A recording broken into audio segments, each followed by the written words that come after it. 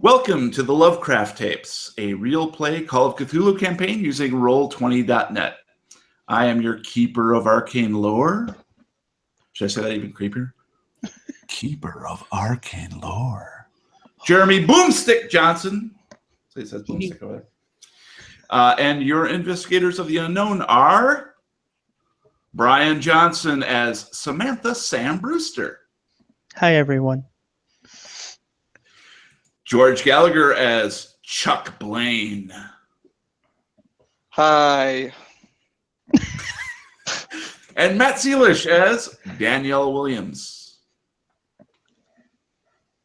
Pleasure to meet you. It is an audio podcast, yes. By the way. Okay. Anyways, thank you for joining us tonight. We are actually live streaming live. That's kind of repetitive. Live streaming on YouTube. This is the first official podcast for the Lovecraft Tapes. And we just want to take a couple minutes here to do a little housekeeping, talk a little bit about what we hope to accomplish with this and what you can expect from us. We are essentially going to play Call of Cthulhu using Roll20.net as a plug-in to Google Hangouts. And I'm going to shepherd these poor investigators through some exceptionally horrific adventures, I hope. And hopefully they will lose their sanity. That's sort of the plan. I have been a dungeon master for, good Lord, 30 some odd years, playing Dungeons and Dragons, and yeah, consecutive. I've never stopped. I'm so tired. It's crazy because you're only 28. Yeah. Well, you know, there was some Euclidean geometry, and I managed to slip through the cracks, and been living in a different time zone, another dimension. Anyways, so I have only played Call of Cthulhu in real life a few times. I did do some dungeon mastering, and I thought about this, Bryan. I think I did have you in one of the adventures, didn't I? Didn't? Yeah. Wasn't it you and Juliet, my wife, going through a werewolf in the frozen wasteland? Yes. Adventure? Yes. I don't know if we ever finished it, though. No, I don't think so. And that would have been, gosh, that would have been about almost 10 years ago. Yeah, more, I think. Because I think you were in Kentwood then. Yeah, we were living in Kentwood. And so, yeah, I think it was pretty close to 10 years ago. But we played a few of those, and it worked out fine. But it was always very difficult to arrange for in real life meetings and to do all the prep work, and then something didn't come up. So it was always a rough time. Even with Dungeons and Dragons, it was always exceptionally difficult getting people on the same page. Thankfully, we have Roll20.net to do that for us. So I am here in southwestern Michigan, and these three fine folks are on the east side of the state, and we're all able to connect up and play any kind of role-playing game we want to. In this case, it's Call of Cthulhu. So I am a lifelong devoted fan to Lovecraft and his fiction. I've studied it in college and have written stories. I also write fiction based on the Cthulhu mythos. Look it up on Amazon. You'll find my book there. A couple of my books, I should say.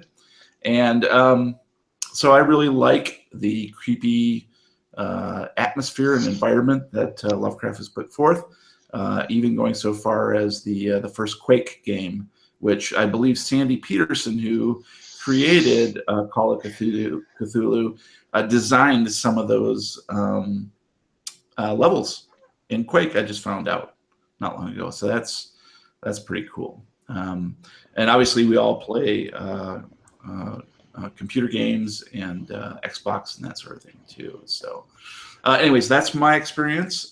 We did have a previous couple episodes of the podcast called Lovecraft's Tomb, which was just basically a test run, a dry run for this official podcast.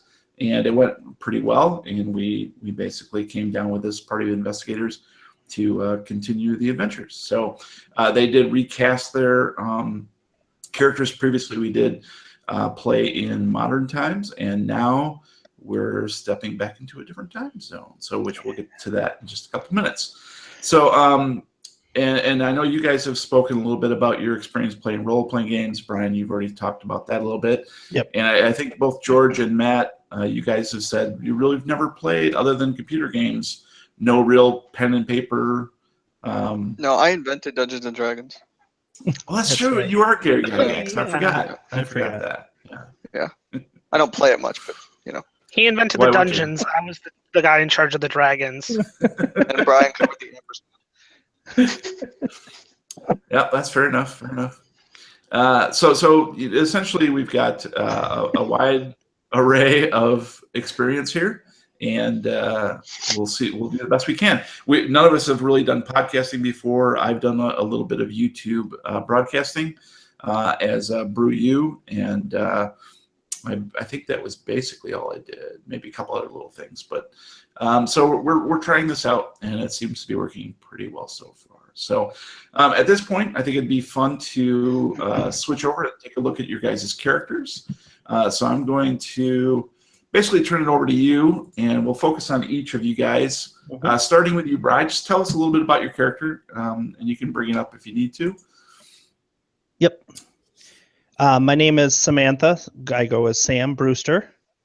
27 years old, 5'6", black hair, fair olive skin, little pale. I'm quick to judge, but I'm also quicker to apologize. I'm very outgoing, but also very, very loyal. Cool. And what is she? You said she was 27, I think. Mhm. 27. So what has she done up until this point? What has she been involved in? Did she go to college? Just tell us a little bit about her background. She was engaged for about a year and ran away. Realized that was not the thing to do, and bounced from job to job, just odd jobs, in San Francisco for a while, and found that she was good at solving mysteries. Cool. So looked for work in that industry. Nice. And so I guess I need to check with you guys. Previously, your other characters were all part of one private investigation unit. Are these characters the same? I think so. Yes. Okay. And you guys are based in Los Angeles, in Hollywood, thereabouts. So I assume, I know we talked a little bit previously about, just basically making it the same sort of thing. You guys own an agency, and I guess we can discover during the course of the adventure, maybe a little bit more about, or maybe as we talk to the other guys, what it is that brought you guys together, and what your roles are within the investigate or the agency too. So let's talk to George about Chuck Blaine.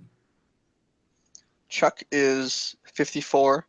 He is the boss man, the owner of the agency. He was a doctor for quite a while and changed career paths, and that brought him here. Cool. And so what's your relationship to Sam? Is she just an employee, or?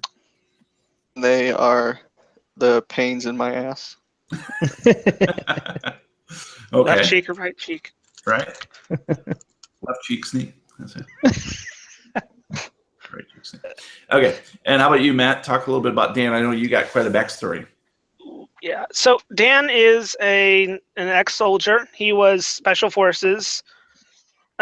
He was part of an elite unit designated to hunt down Hitler's top lieutenants, focusing on the leader of his occult crew. And him and his team tracked him to one of his hideouts high up in the mountains, and ended up spending quite a while up there, battling back and forth. And while he was the only one to come out of there alive, he saw several things up there that have permanently changed who he is. And part of the reason why he's here is to try and figure out just what he saw up there and try and find an explanation for it. Okay. Yeah, I saw that on your character sheet, and that was pretty intriguing. So I think it might make sense if let me pop up your character sheet real quick here. Where are you, buddy? Matt Daniel Williams. so yeah, looking at your backstory there, I thought that was really interesting that you plugged in that you saw something. So I'm inclined to give you. I'm going to give you 5 points in your Cthulhu mythos. So I've gone ahead and Man, I'm added already that. losing. It's well, It's been it's like not 10 minutes. it's not necessarily a good or bad thing. I mean, it can be a Yeah. good or bad thing, but the more knowledge of the mythos that you have, the more potential you have to realize things and go insane. So it's a Well, I'm already winning. yeah, I'm in my mind. But it's so it's a sword that cuts both ways, really. So I've added 5 points to your Cthulhu mythos. We'll see if that helps you out in any way, shape, or form. But okay, so let's talk a little bit. I've got the wiki up. I know we might want to think about, let's talk a little bit about your agency. What are its specialities? Why don't you guys talk about that? We are the Hollywood Investigation Agency Association of America. Mm-hmm. Also known as we specialize in anything and everything that comes our way. Well, I'd like to it's a lot of interject a boring little stuff. bit. Yeah, I'd like to interject a little bit there, George. I think it might. I mean, yeah, you probably do a lot of that sort of peripheral type stuff, but I'm thinking about this is the early 50s, and you're in Hollywood, so I kind of think you guys might be not on contract to, but work heavily and deeply and are employed regularly by the Hollywood system. For McCarthyism? And I think that, well, that too, I think there's probably maybe some governmental contracts that come your way to maybe suss that out, kind of, but... And studios approaching you about someone before they hire them. Yes. Yes. Background checks. Consulting, basically. Yeah. Background check. But also the senior side of things, like, is so-and-so slipping out to drink while on the set? Is he fucking some starlet in a restaurant? Like that, those sorts of things too. Are they going to meetings? Like that Hail Caesar movie. Yeah, Yes. Exactly right. Exactly right. Except hopefully it won't suck. Yeah. Oh, ouch. So yeah, I think that's kind of a thing. Obviously it's the 1950s are an idealistic beginning to the American dream, which we know is false and turns out to be really false. But so that I think maybe you guys are where you're situated anyways. There's actually quite a lot of different things that you could be doing, but I thought of those particularly like involved in the studio system in some way, and then also maybe doing some governmental contract type stuff on the side. But I get the impression that maybe Chuck isn't all that thrilled with doing the governmental stuff. Yeah. Just because he's no nonsense, and as we know, a lot of McCarthyism was bullshit. So that's kind of what I'm thinking. And also, you might be, there's a lot of wealth and the wealthy folks out that way. So you might be embroiled in even bigger, not conspiracies, but just some larger affairs, so to speak, particularly with the wealthy class. So does that all sound right? Mm-hmm. You guys all cool with that? Yeah, sounds good. Sort of setup? Okay. So let's talk a little bit about where your guys' living arrangements. Where do you guys live? I saw, I think it was George's character. I think, was it Chuck said he lives in Hollywood proper? And the other two guys were in Los Angeles? Did not mention that, but I do have, we're in the Hollywood area. Mm-hmm. The Hollywood, northern Los Angeles area. Mm-hmm. So tell me a little bit about your households or apartments or whatever. What's your living arrangements? Are you married, boyfriend, girlfriend, Pets? I'm single, and I have a nice, a decent home. We have a small little medical room. After all, I was a doctor for a while, and I'll still see friends and family occasionally. Okay. And then, yeah, it's just me, and that's kind of the way I like it. Cool. What would consist of your family? Nothing. Well, you said I'll see friends and family. Well, I should say, neighbors, people I know, Acquaintances. acquaintances, Okay. whoever needs me. So you're not super duper close to anybody, but you're maybe friendly. Yeah. Okay. And a lot of people. I'm there when I'm needed. Are a lot of people aware that you were once a doctor? Probably a number of people. You don't usually get the economic situation I'm in as a private investigator. Okay. And do Sam and Daniel know anything about your medical past? Well, they know I was a doctor and that I've changed career paths. Okay. Okay. Fair enough. How about you, Sam? What's your living arrangements? I live in an apartment with 2 other girls, because obviously. Tickle fights? No, just strictly pillow fights, guys. Strictly ballroom. Strictly ballroom fights. Nice. Obviously money's tight, so you have to share. Okay. So we're Gotcha. just right in downtown LA. And friends from college, or I know you're 27 is pretty young. Nope. We on a pinup board. I came from San Francisco, and as soon as I got here, I looked for halfway houses, and there was a board with some numbers on it for apartment for rent, and I popped that thing and called it up, and we're living with 2 girls. Okay. No boys after dark. Is that the rule?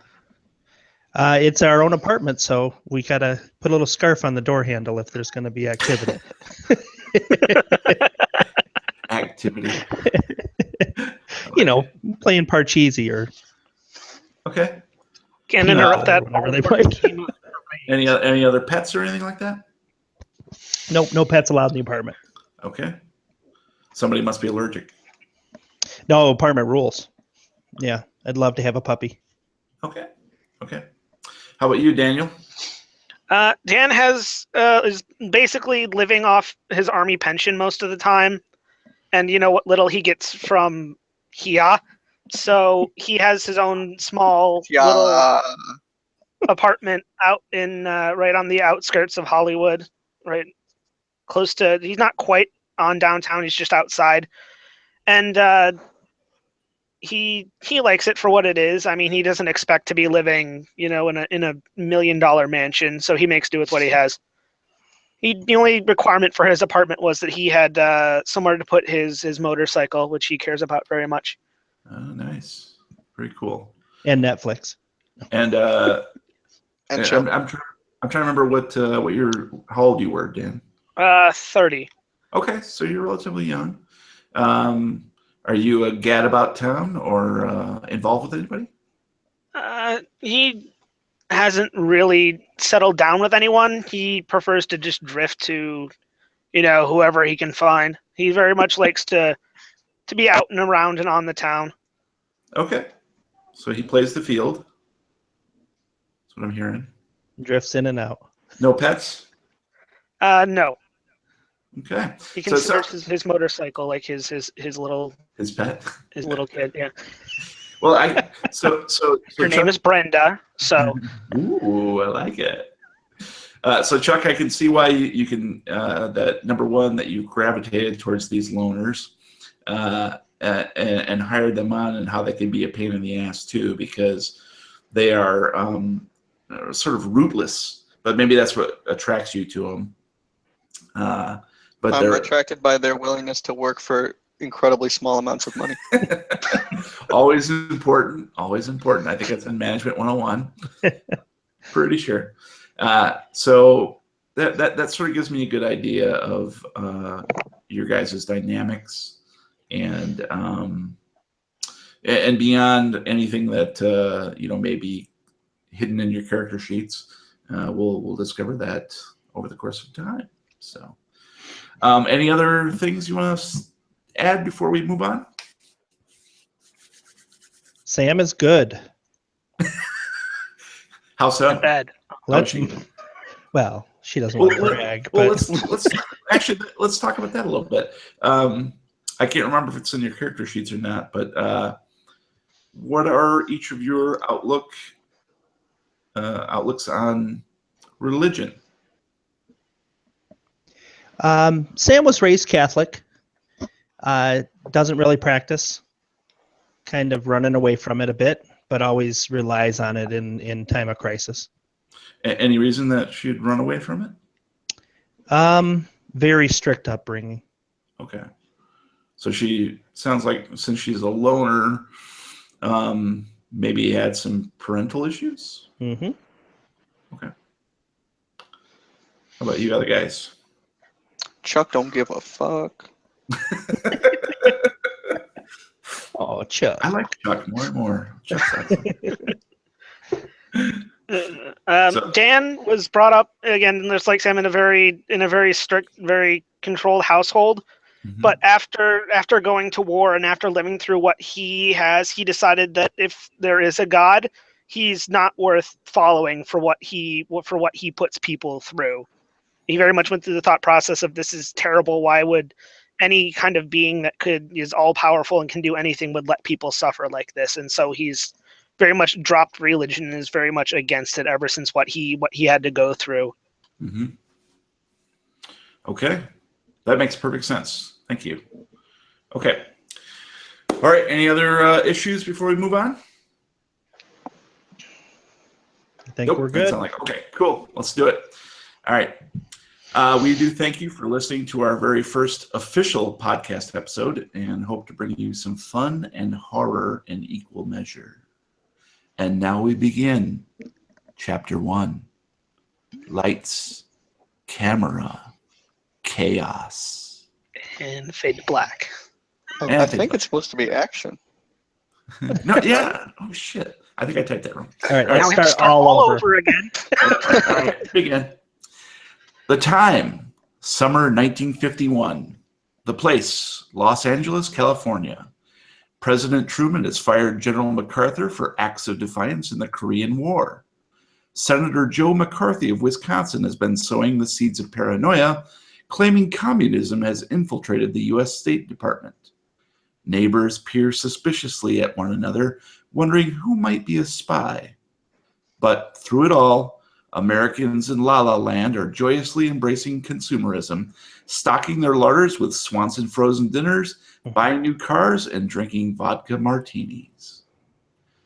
One sunny Saturday morning with Rocket 88 on the radio, you receive a letter from William Gardner, an old friend from Chuck's college, who has gone on to write well-regarded horror stories. His first novel, Days of Hell, went on to become a moneymaker for the King Movie Company last year. So you guys receive a letter. And Chuck, since you're the old friend, I'm going to share this with you, and you get to read it out loud. Bink. Just one letter, though? It's one letter. F. It's the letter. Come on, L. It's L. the letter F because Chuck don't give a fuck. All right, George, I'm sharing this with you now. It should be there. Oh my God, that's a lot of words. All right. I didn't know reading was Greetings and required. salutations, old friend. How goes the good fight? Still snooping around in dark alleys for ghosts that don't exist? You always were the curious one, but we need investigators like you to keep us cynics honest and the hucksters at bay, which is why I'm writing you. As you know, I made some good money from Days of Hell flick. That's fine and good, but I wasn't real happy with their handling of my story. So when the studio asked me for the rights to my next book, The Mystery of Green Grove, I had some leverage. I got to write the screenplay based on a real historical mystery, and I'm the producer this time around. Unfortunately, some of the financial backers got accused of being red, what horse shit, and pulled out last minute. I couldn't pony up enough dough, so it looked like the movie would die on the vine. They even started pulling down some of the sets. The film company managed to secure another backer at the last minute, though, so everything looked back on track. Then about 2 weeks ago, an immigrant worker on the site disappeared one night and a cameraman the next night. Something weird's going on, I thought, so I started reading the local papers. Over the following week, a total of 6 were reported missing in nearby Yorba Linda. I also read about a night watchman in the town named Joe Miller who went bonkers, babbling about a thin thing that ripped him apart. For all I know, he's in some padded cell at the hospital. Sounds like something out of my stories, right? But it gets weirder. 2 days after the Joe Miller incident, the same paper reported a local wino witnessed something take one of his drinking buddies. And then the next night, another person went missing. The locals started calling the unknown criminal Thin Jack. Doesn't that beat all? Anyway, this seems fishy. Is it some psycho snatching people? Maybe, but it's dang strange. If you're still interested in the spooky stuff, I'd be more than appreciative if you'd be willing to visit the film location. I'm enclosing a check for train fare for you and anyone you want to bring. Ring me up at the Tumbleweed Motel and I'll meet you at the station when you arrive. It'll be good to see you again. Heck, if you do dig up anything juicy, maybe I can give you a special thanks at the end of the flick. Sincerely, Bill. All right.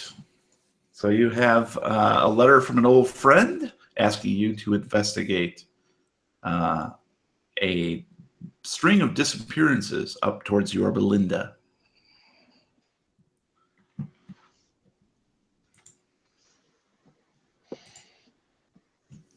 And I'll go ahead and share this out with the rest of you guys too. So if you need to reference it, you can look at it in case there's any other clues or anything. Ba-da-ba-ba-ba. I'm loving it. Okay. Sponsor us, McDonald's. Hashtag totally not sponsored. Totally. All right. So, what do you guys want to do? Oh, so are we assembled? Let's assume we're assembled together. Assemble Like the away. Avengers. What do you got for us, Bob? Anyway, are you guys ready to hop on a train? Well, I should probably pack. No. We have to go now? You guys meet me back here in like an hour with all your stuff. We're headed to Yorba Linda. Okay, right. boss. Sounds good. Any details on where we're going? Do we need to like pack like anything special, or we just No, you know, okay? it's not too far away. It'll only be probably an hour train ride, so Cool. Okay. just bring what you need. We'll probably be there a couple days, so bring some clothes. All right.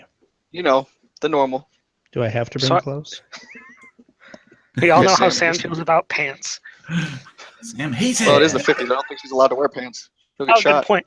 Poodle skirts. Ooh, pretty. Oh, I'm not allowed to have a dog. You're allowed to wear one. His name is Skirts. Oh, All right, I'm back. I've got my bag. All right. What we're time hopping does the on train leave? Everyone have everything ready? yep. All right. Dan? We all gonna take your car, or do I need to take Brenda down to the train station? Yep. No, it's We'll just take we'll take a cab over there to the train station. I yeah, don't want my car sitting there. yeah, that's a good idea.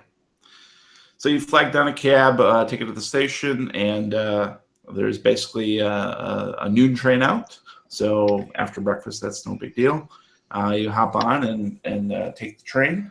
It shuttles you down to Yorba Linda, where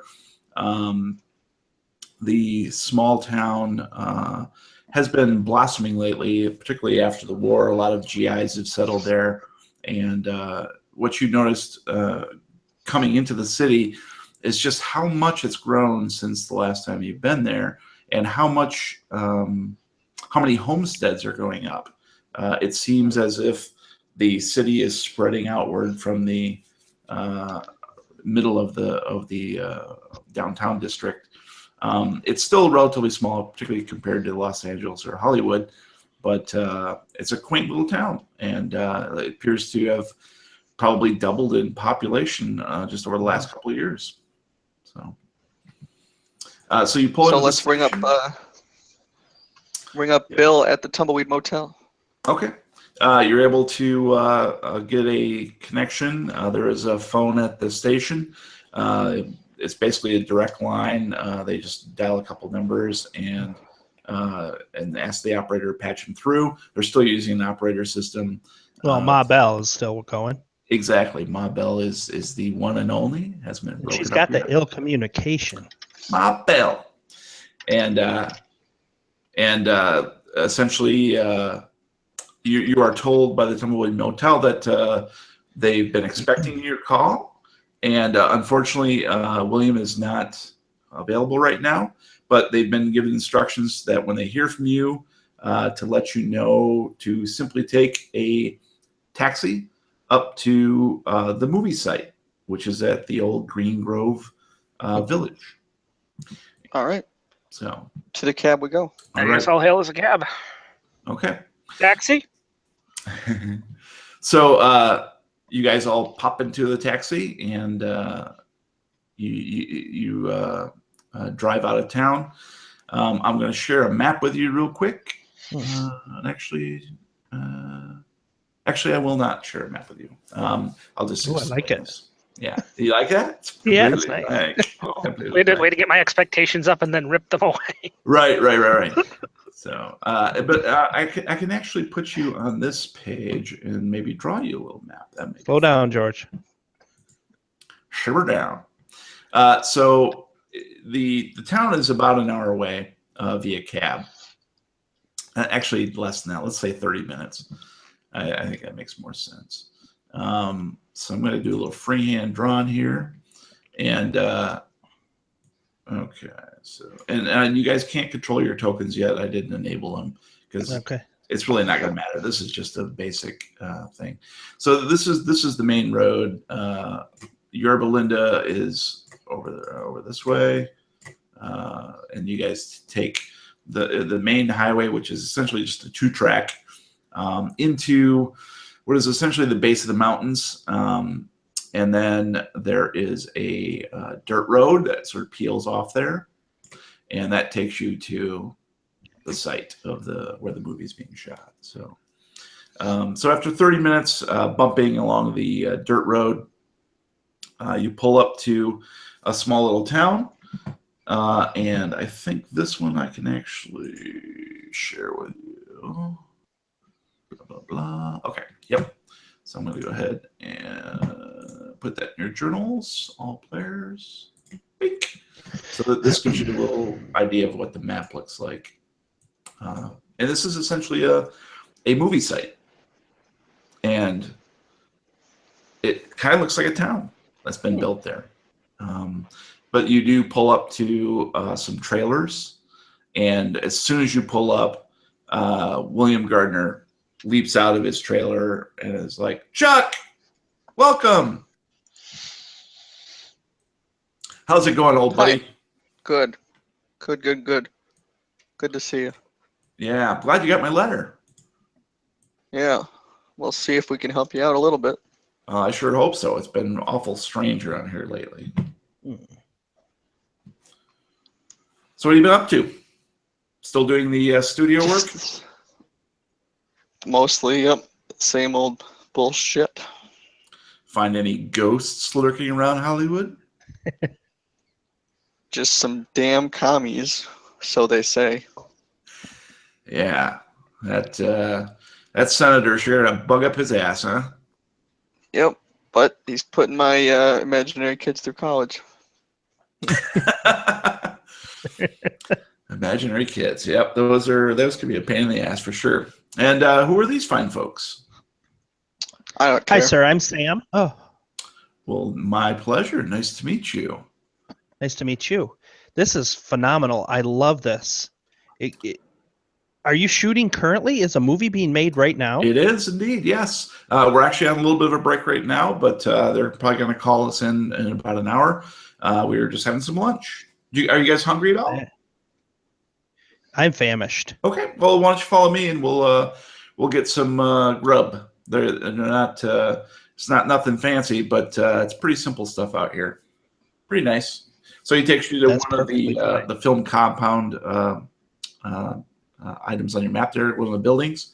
And essentially there are just like a couple dozen extras and actors walking around all dressed up in what looks to be 1800s gear. They look like they're miners of some sort. And there are even some children running around. And what's your name, sir? Are you? Oh, that's right. Mr. Gardner, Daniel Williams. Pleasure to Nice meet you. to meet you. Nice to meet you too, sir. Fan of your first book. I read it. I thoroughly enjoyed it. Did you? Did it ring true to you? I've seen some things in my time, and I guess you can say I enjoy that kind of writing. I had heard that you were in the war. Yeah, I was at one point. Not something that I really like to talk about much, but Well, I understand. I understand. When doing my research for Days of Hell, that that was pretty apparent. But I was glad that I did get to talk to some of the soldiers who made it through. I'm glad you made it through. Thank you. Yes. Well, maybe at some point you can we'll have a little sit-down one-to-one talk. That would be kind of nice. I'm really interested in that. That particular time period, and myself, I didn't have to go through that. I know Chuck did some work for the medical teams back then, and but I've never really. I did a little bit of reporting in my day, but nothing. I've never really saw the front lines. I'd be glad that you didn't then. Yeah. Okay, well, have some food here. Feel free to have anything you want. I'm taking a script meeting real quick, and so come see me after lunch, and we'll talk a little bit more. Sounds good. Thank you very much. Yeah. And so essentially your suitcases were left near William's trailer, but he understood that you guys were pretty hungry, so you're in the essentially what's the kitchen and mess hall where food is being served, basically out of troughs or large serving trays, family style. And so you're able to mill around and talk to folks if you like or not, and it's very simple fare. Lots of vegetables, cheeses, beef stroganoff. Yeah, Jesus is there. Jesus. Hi, Jesus. Jesus. With a lightning bolt this time. I'm sorry. So have at it. I'm going to grab a plate of food, mosey on up to one of the tables of extras, and sit down and introduce myself. Okay. Well, you see basically anybody you want to talk to, man, woman, child. You tell me who you're approaching. I'm going to sit down at the closest table full of guys. Okay. Sexist pig. All right, you sit down. They kind of eye you a little strangely, looking at your garb. Oh, hey. Name's Dan. I just started today. Figured I'd come over and say hello to the people I'd be working with, just to get a feeling for what's happening around here. Are you an actor? Yeah. It's just starting. So if I don't do too well, give me a bit of a break. I've always wanted to do this kind of thing, and I think I'm a little overexcited here to finally be on a movie set. All right. Well, welcome. You got any problems? You just come to me. Name's Paul Muller. Pleasure to meet you, Paul. Yeah. So where are you in from? I'm from down from LA. Had a couple connections. Said they were looking for some extras. Figured why not? Are you famous like? No. I was trying to get back into the swing of things, coming back from the war and all. Figured it's better to be around people than it is to sit in a room all day and stew. Well, ain't that the truth? But you got to get over to wardrobe as soon as you're done eating there. They'll put you in something appropriate. Oh, which way is wardrobe from here, if you don't mind pointing that out? Just the next building over. They'll take good care of you. Okay. Thank you very much. You hear anything like strange going on around here lately? I've been hearing rumors about weird things. Except for that psycho, you mean? Yeah. Do you know anything about that? I mean, they haven't really said much about it in the papers, and. Well, the papers are nothing but talk, as far as I'm concerned. That Yorba Linda, man, there's going crazy, losing people left and right. Ain't got nothing to do with around here. I mean, but it's from what I understand, there's some psycho going through, killing everybody in Yorba Linda. Wow, that's sounds scary. It is scary. Wow. Yeah, but we'll be out of here in a few weeks, so we're getting all this, footage shot. So I ain't got nothing to do with us. I guess the sooner the better. But they're almost an hour away. So Good to know. Well, guess I'll finish this up and head over to wardrobe, and I'll see you around the set. all right. Well, I'll see you around.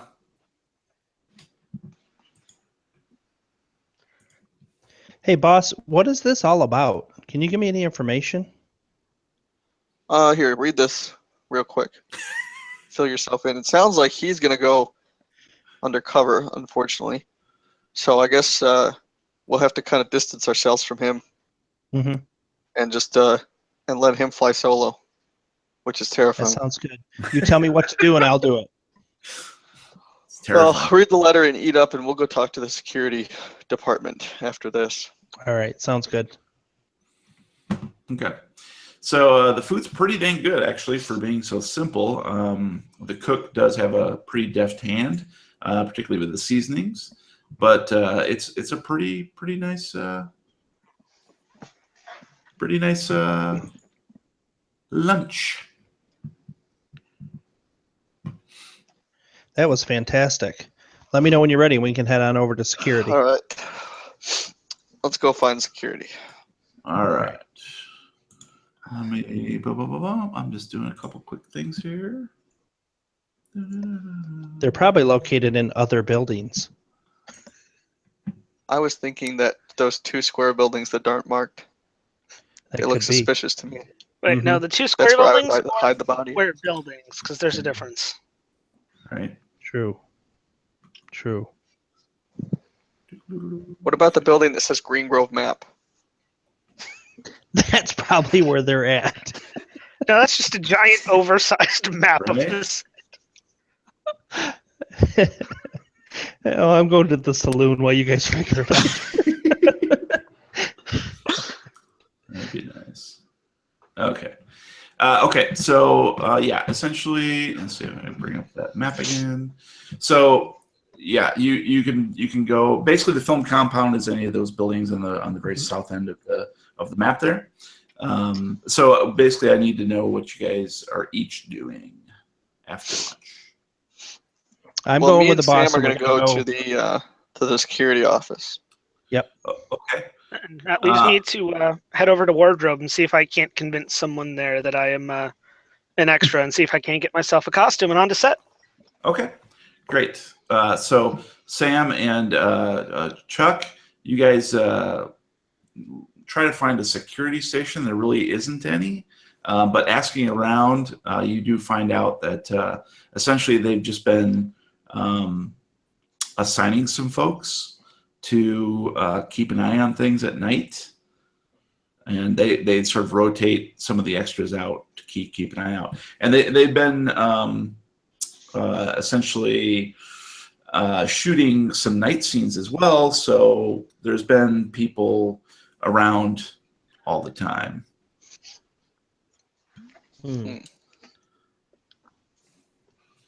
How about, is there just anyone who has any info about the missing immigrant or cameraman? Well, it depends on who you talk to. Like I said, there are a bunch of extras and actors running around. Williams in his trailer, and that's So there's not like a solid security force. Is there anyone who is even setting up schedules or anything? Any Right. semblance of yeah, there are of a some security role. directors, assistant directors, basically your typical studio folks. Anybody that you could find along those lines. Like I said, they don't really have a security staff. They're just some folks who wander around and keep an eye on things. William does pop out of his trailer at some point, and he's like, "Oh, are you guys done with lunch?" Yeah. Oh, okay. Well, we're done with our meeting, so why don't you guys come on here? Where's your friend? He's gonna kind of go undercover a little bit for us. Ooh, already. Okay, I like it. That's action. He's on his way to wardrobe, and if he has any trouble, hopefully he'll come to you, and you can put the good word in for him. Got it. Okay, sure, let's go that route. But meantime, why don't we have a sit down and just chat a little bit?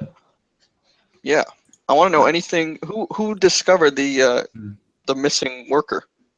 Obviously, they didn't discover his body, but who's the one who called to attention the fact that he's missing?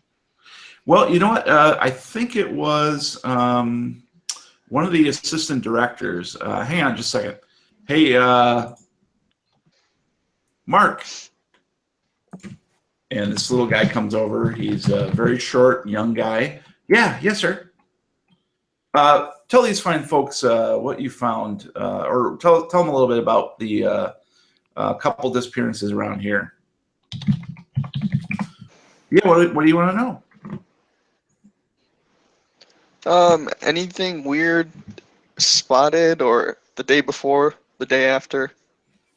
Anyone around set you're not familiar with? Footprints, anything? Noises?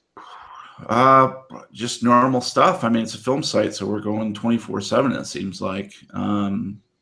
What's this got to do with the investigation or the disappearances in town?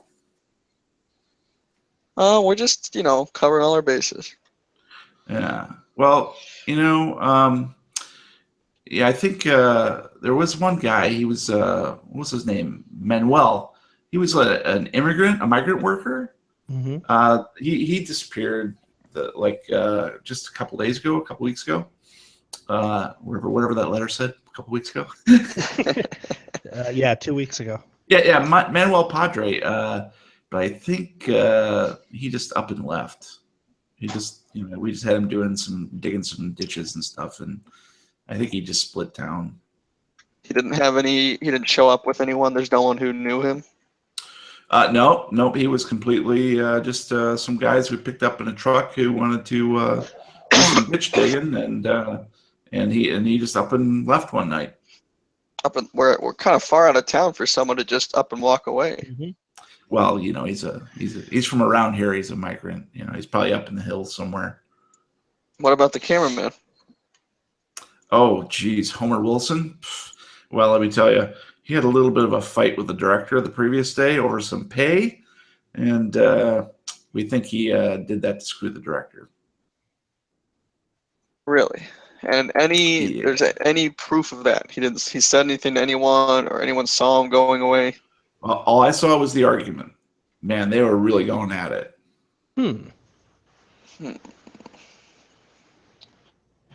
All right. Well, thanks. But it's got nothing to do with that bullshit in Yorba Linda. I mean, that's something completely different. Okay. Some crazy asshole. Yeah, okay. All right. Anything else, William? No, that's good. Thanks. He trots off with his clipboard. Those two men sound very similar. They sound very strange. Maybe they're related. All right. So, Bill, you got us out here, and this guy's telling us it's not even anything to do with the set. Yeah, well, I kind of heard those stories myself too, but it just sounded kind of fishy. And then right after that, the people started disappearing in Yorba Linda. I don't know. I mean, maybe it's my writer's mind, making these weird connections, but something tells me something's not right. I mean, yeah, sure, a migrant worker could probably pick up and leave, and somebody has an argument with somebody else, and okay, fine, that's good. But then people start each night. That's weird. Yeah, it is very strange. Yeah, thank you. Thank you, Sam. Well, do you have enough pull around here to arrange a security detail? 2 or 3 guys whose job is just security. Well, it's been a couple weeks and nothing else has happened. I mean, it's. I mean, isn't the multiple disappearances of a town not too far away warrant enough? Well, concern. It's a little weird. I'll give you that, but we're gonna head out of here. Like I told you in the letter, we're a little tight on money right now, which is kind of why I asked you guys to come out. All right. All right. Well, I got a meeting in a couple of minutes, so if you got any other questions, feel free to flag me, and I'll be done in a couple hours. Otherwise, we'll meet again at the mess hall towards dinner. Does that sound good? Can I ask just one quick question? Yeah, of course. How long have you guys been filming on set for here? We've been out here about 3 weeks. Okay. Yeah. All right. So it's been about 3 weeks since the first incident, then. 2 Yeah. weeks. Mm-hmm. Okay. Yeah, it was. Yeah, but it's been a week weeks. with nothing happening since. Right. Right. Yeah. Okay. Yes. I just wanted to check. You're right. I think it's a pretty interesting coincidence that as soon as you got to this area, stuff started to occur Mm-hmm. in the town and on your set. So we'll look into it. We'll see what we can find. We can't Okay. promise anything, but we'll go from there.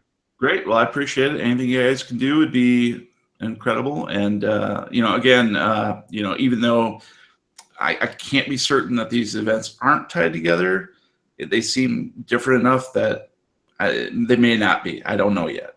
But that's why I brought you guys on to investigate. So let me know what you find out. Thank you. All right. No problem. And we'll switch over to Daniel.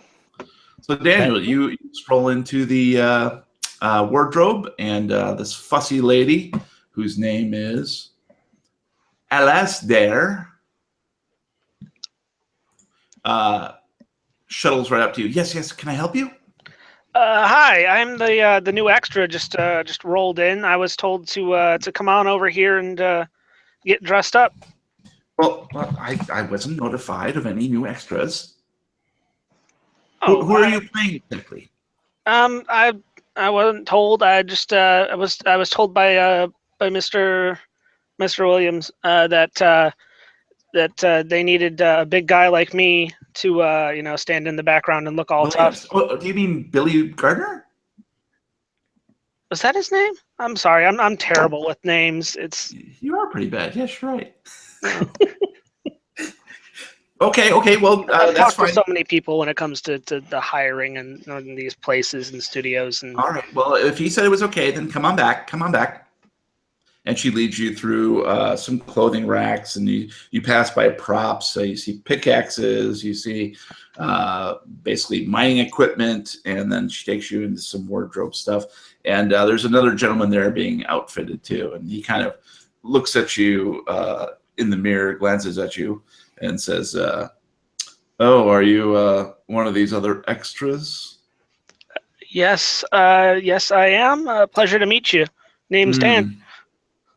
Dan, huh? That's quite the coincidence. I also start with a D. Oh, it's really interesting. So, yes, it is. David Parker. Maybe you've heard of me. you know what? I have heard of you before. Thank you. Yes, pleasure. I am the star after all. Yeah, Still I've wondering seen you you in a would couple have other heard me? pictures. You seem like you really have talent. Well, thank you, young man. Yes, you have quite the eye. So, who will you be playing? Will I have any scenes with you? I'm one of the extras that Mr. Gardner hired on. He said he needed a big guy to stand in the back and look a little intimidating every now and then, just like But Yes. we're looking older times. You always have those muscly guys who are there to look rough and tumble. Well, I guess you'll do. You look the part. I heard somebody go boink. Me too. What was it? I don't know. It's very strange. Anyways, so yes. Well, why don't you have a seat here while Alasdair gets you some wardrobe. So what have you done before? Any other movies? Oh, a few small parts here and there. Just I'm trying to break into the business. I bet you know how that is. Oh, absolutely. Got to work your way up, a little bit at a time. All right. Well, let's keep a stiff upper lip, and don't let anybody tell you otherwise. You are good enough. You're strong enough, and you can do this. Thank you very much. I will keep that in mind. Great advice from someone who's been at this for longer than I am. I feel like I can use all the advice I can get, being the new guy around here. Absolutely. Well, are you going to be staying here? Yeah. I'm hoping. Okay. Well, perhaps I will see you if I stroll by the barracks with the rest of the extras. I might pop in and say hello time to time, but I'll be in my trailer if you need me for anything. Of course. So, and please don't bother me between the hours of 9 p.m. and 8 a.m. If you of course. unless you have coffee, that'd be fine. So I was listening to some of the other extras talking, and they're chatting about how weird it was that this migrant dude and the camera guy disappeared. Yes, all perfectly explained. It's just doesn't make much of a mountain hill there. It's no problem. You don't think it has something to do with the weirdo that's down in Yorba Linda? Maybe. That's just a bunch of crap. I think that Thin Jack, or so they call him. I think he's just one of those psychos running around town these days. I'm sure Hollywood and LA is full of them. You know what? I hope they catch and fry the bastard. Make for a good movie. Daniel, I need you to roll something for me, and I'll tell you what that is here in a second. Our first roll. All right. Daniel, roll for surprise. Roll for initiative. Right. Whack. Okay. Why don't you give me a... I haven't heard of that. Right? It's Where's the that weirdest. one on my skill list? It's the weirdest damn thing. Okay. Why don't you give me a spot hidden? Okay. That seems appropriate. Yes. First roll. All right. You needed a 41 or under, and you rolled an 81, which is a got it. fail. Oh. So unfortunately, you fail. Oh. Well, is there anything else, young man? I really must go. They're calling me to the set. No, not at all. Not at all. I will see you around. Or break or a leg not. out there. Or I'll not. be sitting back enjoying your performance. Cheerio. And he departs. And Alistair comes up, and she's like, what size are you? Do you hang left or right?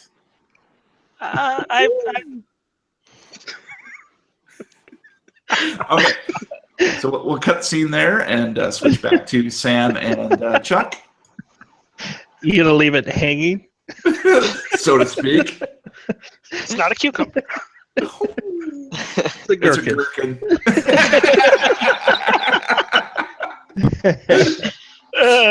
It's a gherkin. Yep. Okay. All right. So what would you guys like to do? I'd like to roll. All right. Roll. I think we should ask around. What do you think, boss? I think we should talk to the other cameramen Okay. or Yeah, they're pretty women, tight. but this is the 50s, so probably men. It's the 50s. Okay. I'll follow your lead. Let's go. All right. So, I mean, it's an active set. I'm assuming we can kind of just find one. Yes. Actually, if you just hang on a sec here. Sorry. Yeah. You very easily find. Let me get the map up here. Green Girl. There we go. Oops. Wrong one. Sorry. Back to my pink Green Grove map. There we go. So you do find a cameraman setting up over towards the sheriff's office. And he's basically just setting the tripod and latching down the legs so they won't move, pointing sort of kitty corner across from the sheriff's office and towards the saloon slightly. And I need each of you to give me a spot hidden roll. Fuck, spot hidden. Your turn to screw it up. What was that, Matt? Because I think I just... You failed by 1. What was that? got reversed. My bad. And mixed them Sam? up. I did do the roll. Did it not go? Nope. All right, hold on one second. Time's up. I'm clicking it. This happened to you last time, and I think It you did. clicked on the screen and it kicked in. All right, let me click on the screen. Hold on.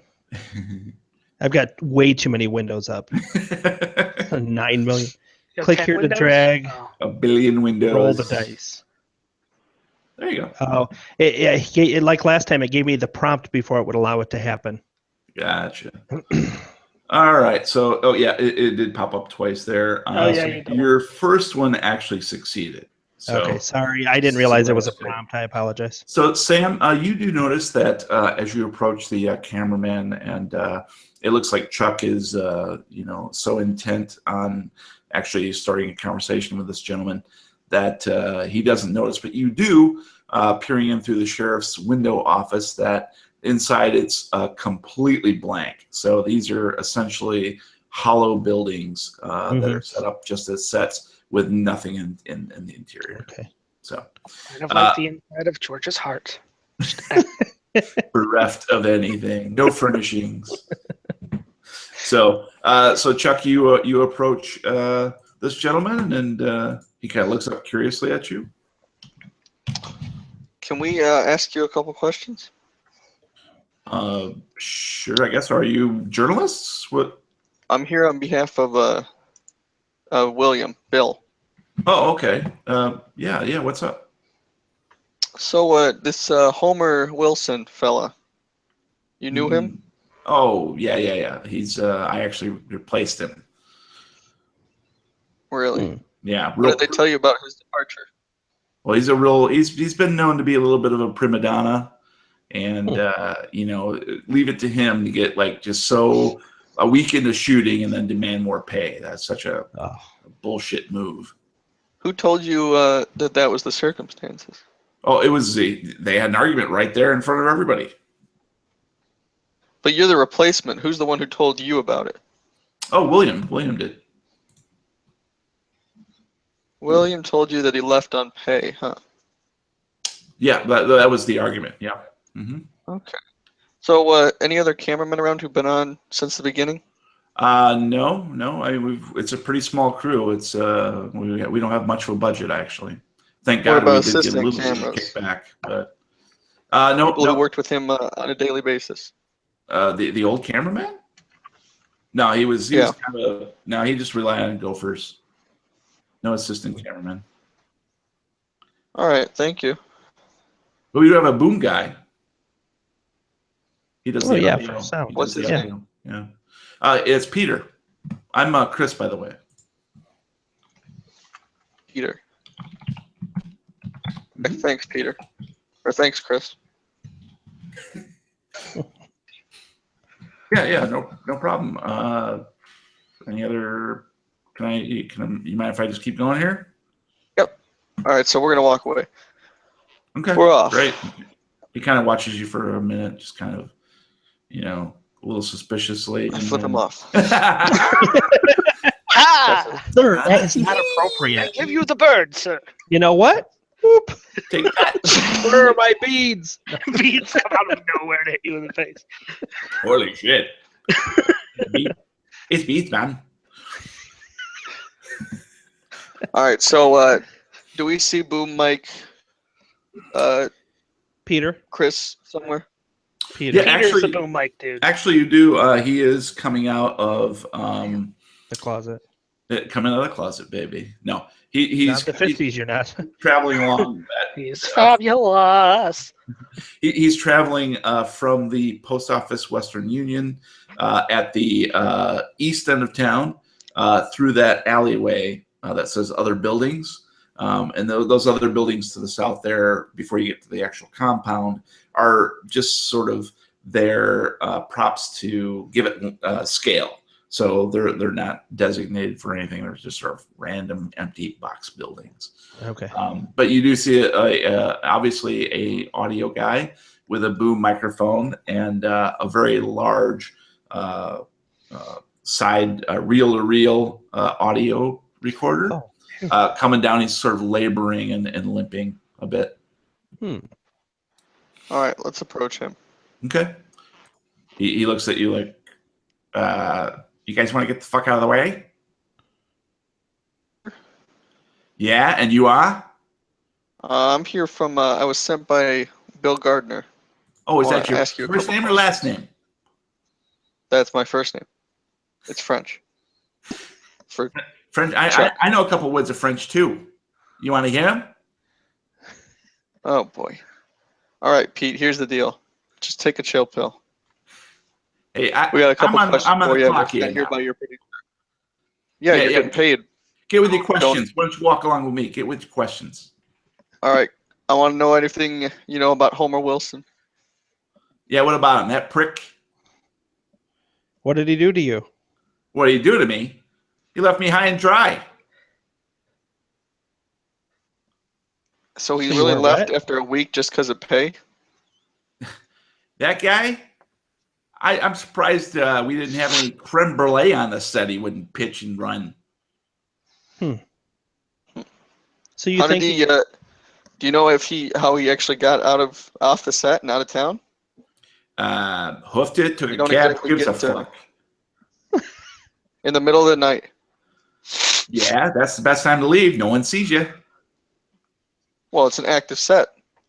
They say Yeah, you run all night, and yeah, he Well, kind of not all just night. flips off. he was a cock like that. All right, get out of here, Pete. I'm done. Yeah, with you. whatever. I'll catch you later. Gee, boss, movie people are really nice. I need to get into this industry right away. Making friends. I'm already in the industry and I don't want to be here anymore. Yeah, she's cinching you up a little tight. You know what I'm saying? You know what I'm saying? I hang everywhere. It hangs really low, like it wobbles to and fro. Right. Exactly. Well, what should we do? Nobody's cooperating. It seems like it's cut and dry. The guy left because he didn't get paid what he wanted to. Yeah, but Bill's not one to just make stuff up like that. Yeah, he's an author, but he's a smart guy. He wouldn't just call us out for nothing.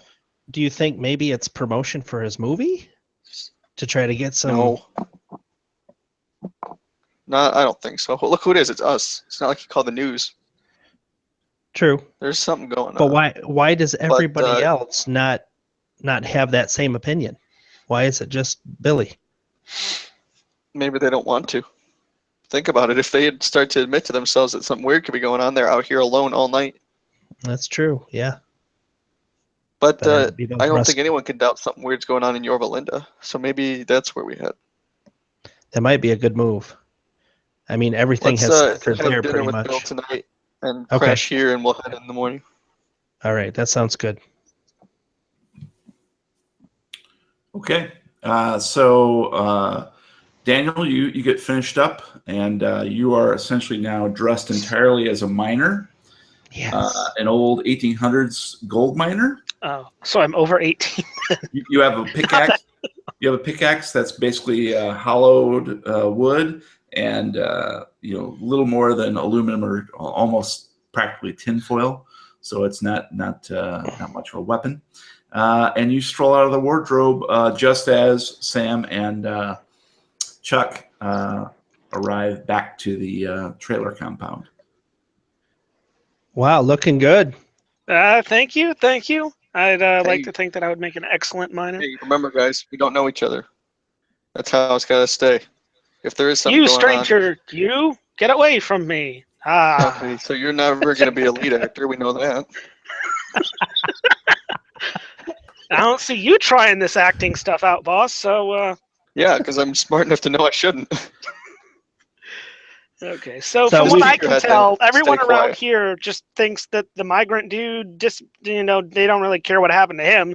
And everyone thinks that the camera guy just kind of walked off because they had some sort of argument about who could get paid or paying someone or... It's the same information Just we keep got. your head down and stay alive, and we're going to keep going. Okay. Keep your ears I'll, open. We'll keep touch my base eyes peeled after for dinner. anything. Excuse me, I have to go make my movie debut. I will remember you little people when I am famous. Don't worry. Nice. Okay. So Daniel wanders off into the sunset, so to speak, and You can hear the general call, casting call, all extras on set. And they put you, Daniel, leads you out towards the space between the saloon and the sheriff's office for a big scene. Okay. Okay. So Sam and Chuck, what are you doing in the meantime? So we're having dinner with Bill eventually. How close are we to that time? You're probably right now. You're probably around 4 to 5 o'clock. The dinner bell will be rung at about 7, and that's when everybody will congregate and get dinner. Let's see. I think we should just kind of hang out and watch filming, see if anything sticks out to us. Okay. Well, you basically are wander onto the set, and William sort of gestures towards you and a little ways away from where the action is being filmed, and he's sort of whispering to you and Sam, and basically says, "So, how's it going? Anything of interest?" Yeah, people really don't seem to think much out of the ordinary is going on. Yeah, that's kind of the reaction I was getting too. So, what's your next course of action? I don't know what else we can get from here. We're gonna head into Yorba Linda tomorrow. Oh, okay. Yeah, I think it's probably a good idea. Are you guys planning on staying here on set, or if you want, there is a little bit of the Tumbleweed Motel, which is just outside of Yorba Linda. Actually, is $20 a night, pretty cheap. Or you could stay in Yorba Linda at some other place. Unfortunately, I could kick in, for food and stuff. That's no problem, but beyond that, I can't really put you up at a hotel or anything. Well, we're gonna stay here at least tonight. I Okay. think we're gonna have to play it by ear after that. Okay, that's not a problem. There's plenty of room in the barracks. You can bunk down there with the rest of the folks. That's where most people go. I have my own trailer, of course, and so does our star, David. So, but beyond that, feel free to poke around, and I'll see you in the mess hall. All right. Sounds good. So you guys watch, and essentially the director and assistant director have to stop filming a couple times because there's this big gawking guy in the background, one of the extras who never quite looks the right way, and actually, why don't we do this? We'll see. How about Roll for awkwardness. Daniel? Yeah, let's see. So what we're doing here is essentially, I would say, I'm going to say disguise. Does that make sense to you guys? Yeah. This is not gonna go well. So why don't you give me a disguise roll? It's not me, Daniel. Honest. I'm not even gonna look. Oh. Woo! Okay. Oh. You need a 5 or below, and you roll the 72.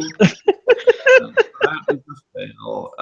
So essentially, after several ruined takes, they sort of edge him out of frame, and then the wardrobe lady comes up and says, "Why don't you come with me?" And she takes him back to the wardrobe station and asks him to get back into his own clothes. Pick up your pants. Pick up your pants. Put it in my hand. And so you Good guys, job. yeah. Sam and Chuck are watch in humiliation as Daniel is led away, and then the rest of the scene goes forward with one perfect take after that. So with no issues. You do see the star of the movie, David Parker. And why don't you guys each give me a spot hidden roll? Okay.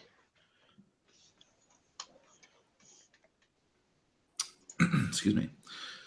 So George, wow, Oh, George, roll. Damn. Yeah, that's amazing. Yeah. So George, you needed a 45 or below, and you rolled a 1, which is excellent. George now Probably the sees best you everything could that have is ever done. happening Right. surrounding 2.5 miles. Sam needed a 70 or below and rolled a 38, so both successes. Very nice. It's funny that it says fail on George's. Yeah. I'm not sure why that is. Weird. Yeah, Might just be because you're subtracting one. It might see it as like a 0 that's what. Yeah, there must be something. or a wrong. negative 1. Or in some instances, a 1 is always oops, sorry. Hang on a sec. Bad podcasting. Yep, exactly. A one is always a failure, and a 100 would always be a success. But that doesn't sort of make sense here. So we'll both say that you guys each succeeded in your roles. So Sam, you noticed that the star of the show, David Parker, is very attractive looking. Ooh. But he does seem to be not handling the stress of being in front of the camera very well. He's a little sweaty. And in addition to that, Chuck, you notice one glaring thing with your excellent role. He is a shitty actor. So they pulled me off of the set, and then they get this guy. You've seen plenty actors. You've seen plenty good and bad actors. And with your critical eye, this guy sucks. So that's what you guys notice. All right. Attractive, sucky guy. Yes. But somehow even though his acting in relation to what you would equate to fine acting does not fit at all. Maybe you think it fits within the context of this movie. You're not quite sure if it's being played for camp. Hell, you don't even really know what the movie's about. But it is evidently a perfect take because they wrap it where they've got enough coverage what they need, and they break down the scene, and the actors, all the extras mill towards the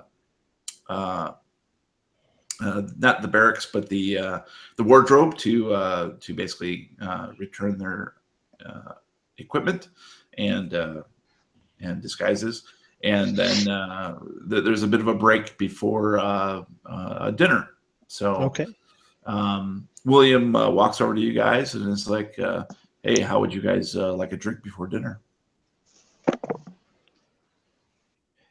You know what? I'm gonna step away for a minute if you don't mind. I'm in awe of a Hollywood set. I would love to have a look around if you don't mind. Not a problem. I think it's amazing. We could actually have the director maybe give you a quick tour while Chuck and I have a drink. Okay, that'd be fantastic. Does that sound good to everybody? Yeah. Great. All right. So he calls over the director. Stephen Goulding is the director, and he looks pretty impressed with you. You can tell right away that he kind of likes you a little bit, Sam. Hi, I'm Stephen. I'm Stephen. How are you? Hi, Stephen. I'm Sam. How are you? Oh, I'm excellent. So William says you like a tour of the set. That would be fantastic. I've Well, never not been a on problem, little Hollywood lady. set. Follow me. All right, sounds good. And he leads you away In the golf cart. Oh. In the golf cart. Yeah. What? No. So he leads you away. So Chuck, you walk back to William's trailer, and he cracks open a nice bottle of scotch, and he does have a bucket of ice right there, and he pours a couple tall ones. Tall ones of scotch. Wow. This Tall guy's ones, hardcore. yes. Doubles, baby. Pint glasses. All right. And so that leaves Daniel with basically you're getting dressed and are starting to leave the wardrobe, and that's when you see the rest of the cast and crew come in and start undress. They're very raucous and very happy that they completed the take in one go, and but nobody seems to show you any animosity or anything like that. They kind of glance and wave at you, and and walk on by to get an Loser. Oh, so. I think I said loser and punch me back. I have a 70 in brawling. I'm pretty sure I Right. would. Yes. So okay, so what would you like to talk to the director about, Sam? As you're being walked around, you already have the map, so you kind of know where everything is. So who builds all of this? They look so real from the outside. Don't they, though? We have a very good crew. We Yeah. do hire some folks from the neighboring towns, and You do? There are some immigrants who come in. Maybe I shouldn't Okay. say that. That's not scale. We pay them very little, but they do fine craftsmanship work. And essentially, it's just slapping up a bunch of wood. It's not that tough. But it does look pretty good. With a little bit of Hollywood magic, we can make it even better. Sounds amazing.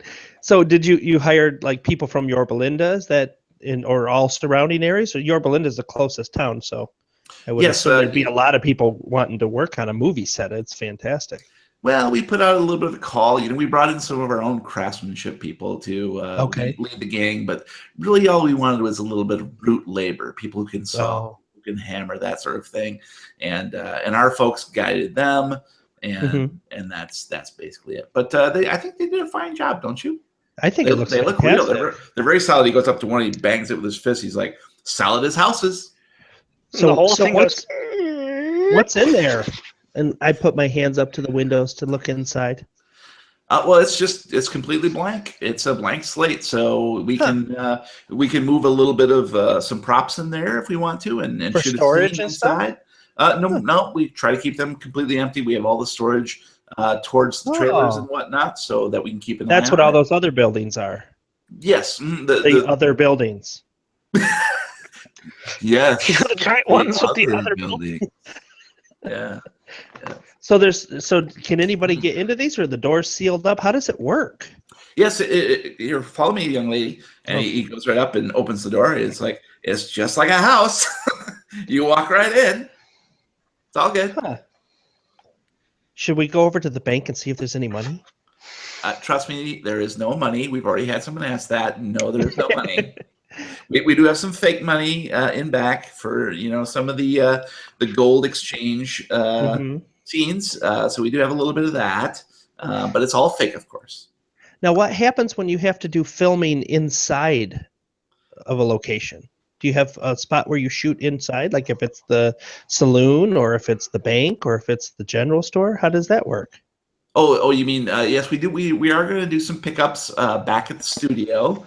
Okay. I think it was called King something Studio, Movie Studio. Yes. So we do a little bit of soundstage work there, of course, but we try to shoot most movie of the magic. Movie magic. We try to do some of the interiors here too, of course, because you want those shots outside the window into the street. So we do a little bit of that, and we move in some temporary props that we have in storage to in the other buildings. Illusion. The other buildings. Yes. So did you have to shut down for a couple days when the other cameraman left, or were you able to keep moving? Oh my God, that guy was an idiot. Really? I can't even believe it. All he wanted was an extra $5 a day. And we always knew that we were going to be tight on this. We had to pretty much shut down for a couple days because the money ran out. We lost one of our backers, and I heard about that. Yeah, ridiculous, right? I mean, really, those guys read no way. But so we had to shut down for a couple days, but then the money came in, which was great. Yeah, I heard that you got a new funder. That was pretty quick turnaround. It was. Is that when the cameraman left? Is during that hiatus? Well, it's very weird. So the cameraman did leave right around then, and there was a lot of flurry of activity, and and we also lost our other lead. He had to go. Really? Yes. Who was that? Who was that guy? I don't even remember what the guy's name is. It's here somewhere, I swear to God. I know. Our minds go after a while, a long day. Right. Okay, let me find it here real quick.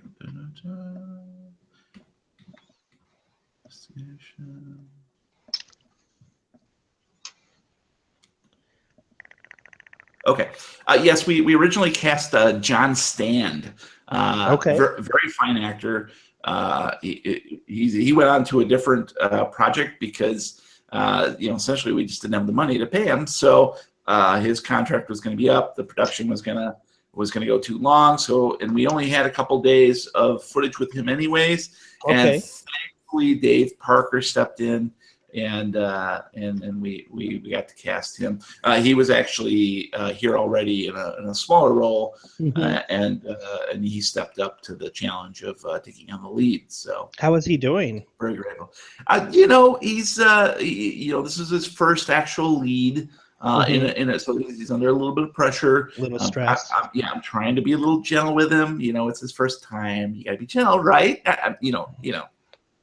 Oh, I know. Yes. And I touch his arm. I know what you mean. Yeah. Oh, yeah. So yeah. Forearms on the front of his pants. So he's doing a fine job as well as could be expected. It's Okay. but yes. So that's it. Well, thank you so much for the tour. I really appreciate it. Should we go get some dinner? Absolutely. Follow me, and he puts. Do you mind if I sit with you at dinner? That would be fantastic to sit with a famous Absolutely, director. it would be my pleasure. Thank you so much. Not a problem. And he pats your rump a little bit. Mm. Okay, Chuck, you're having a drink with William. What's on your mind, old friend? I don't know. Something just seems off. Like we're missing something. Why are you the only one who finds all this stuff suspicious? These folks are busy night and day. They're very practical folks. They don't have the time to be as fanciful as I can be.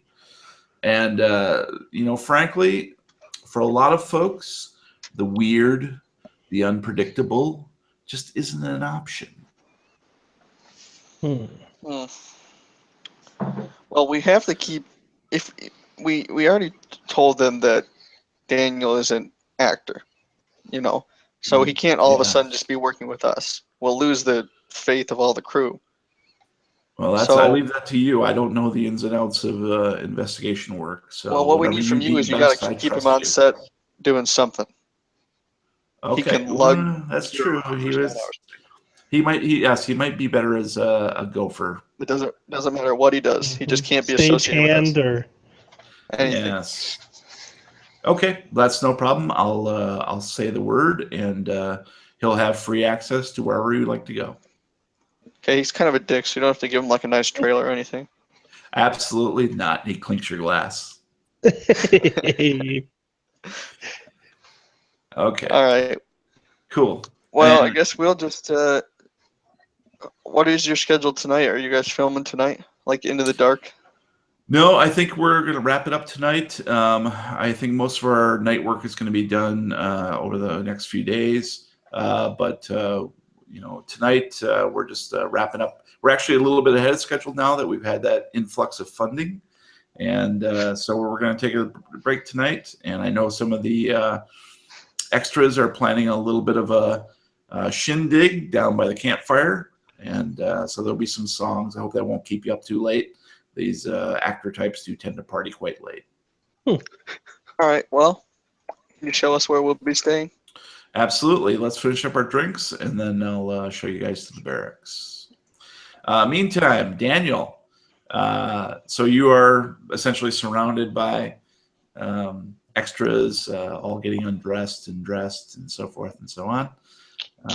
And you hear talk of a campfire later with song, and someone has caught a couple rabbits, which they've stowed away in a cooler, and they intend to spit roast those later. Is there anything else you'd like to do before dinner? Is there? I think if I could, I think Dan would probably hang out in a corner and just kind of listen to the chatter for a bit, make sure He doesn't see if he can pick up on any new, gossip or undercurrents or whatever. Okay. And the word creeper was invented. Yes, exactly. Well, you do sort of hang back, and no one seems to pay it too much mind. And you do catch the occasional glimpse of conversation where you hear in hushed tones, "Thin man." And but most people tend to not be discussing that out and right. Otherwise, they're just excited to be done with the day, and they're looking forward to dinner. And eventually, everybody goes into the mess hall and meets up. You do see your compatriots, and they seem to be studiously ignoring you. Sam is on the arm of who is clearly the director, who you know by now, Stephen Goulding. And Chuck is with William, so you're essentially relegated to sitting with the extras at dinner time. Okay. All right, so dinner is complete. William does inform Chuck that basically there are some bunks that have been readied for you guys in the barracks. It's up to you whether or not you want to turn in immediately. It's been a pretty long day, pretty exciting day, but there is a campfire with the extras where there is some liquor being served. And, maybe a little bit of moonshine stuff, and a couple rabbits on the spit, and some dancing does plan to break out as well. So let me know what you guys would like to do in preparation before bed.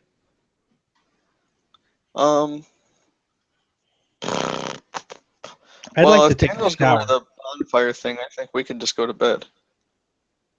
Okay. All right. Well, the barracks are pretty spare. The bed is. I'm sorry, Daniel. Are you gonna go to bed too, or are you heading out with the extras? Oh no, Dan's gonna head down to that party. All right. That's kind of what I figured, but just want to make sure. So Sam and Chuck, like I said, the barracks are pretty spare.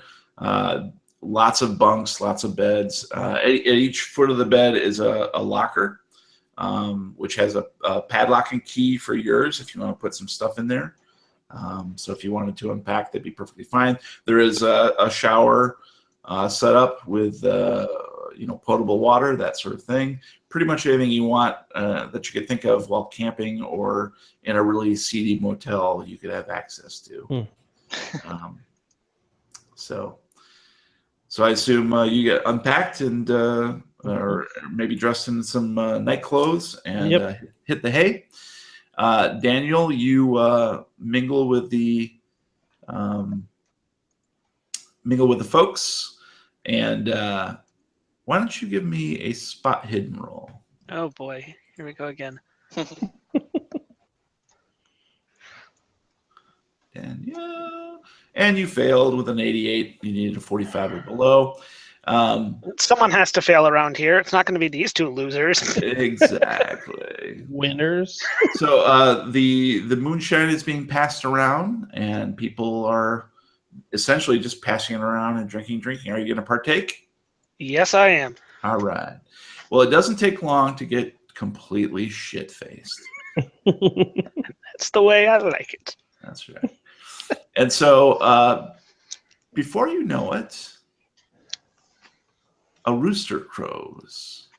Chuck and Sam, you wake up and you see Daniel's bed is empty. Oh, boy. Did he not come to bed last night? And that's where we're going to call this episode. Last night. Okay, so that is the halfway mark. So we're going to go ahead and stop recording here. So we'd like to thank everybody for listening and or watching. I got mostly listening probably later on down the road. So next week we will continue this adventure and find out what exactly happened either in Green Grove or Yorba Linda. All right, that's it for now. Goodbye. Bye-bye. Bye-bye. Okay. All right, that's it. We're still broadcasting, but So we'll let the Audacity continue to roll. Okay. And I'll edit all this shit out. And essentially what I'm going to do is just freestyle this. No, that's not even freestyle. That's not even close to freestyle. And so I'm going to go through the intro again, and we'll just sort of figure it. You guys can take a break, grab some water or beer. I'm going to grab a quick beer, I think. And I grabbed 4. Is that wrong? Is that so wrong? I don't want to be right. Or go to the bathroom or wherever you need to do. Get some more bourbon, George. I have some more. Get some boybin. Cheers. Okay. I'll be Yeah, right. tall glass of scotch. Cheers. All right. Cheers.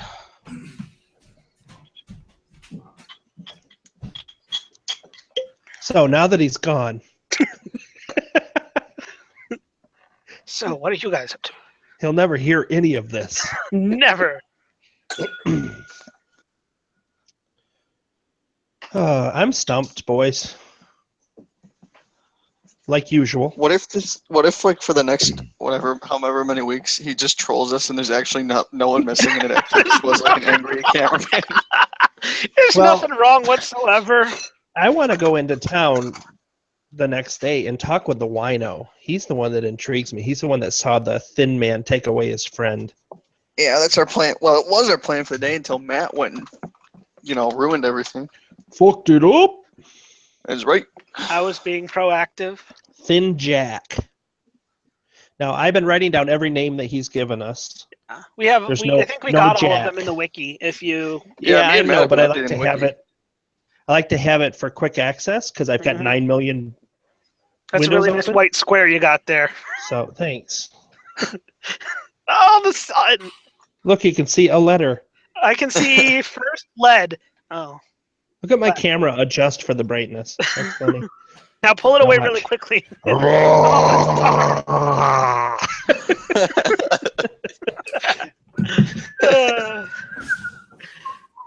Shh, he's back.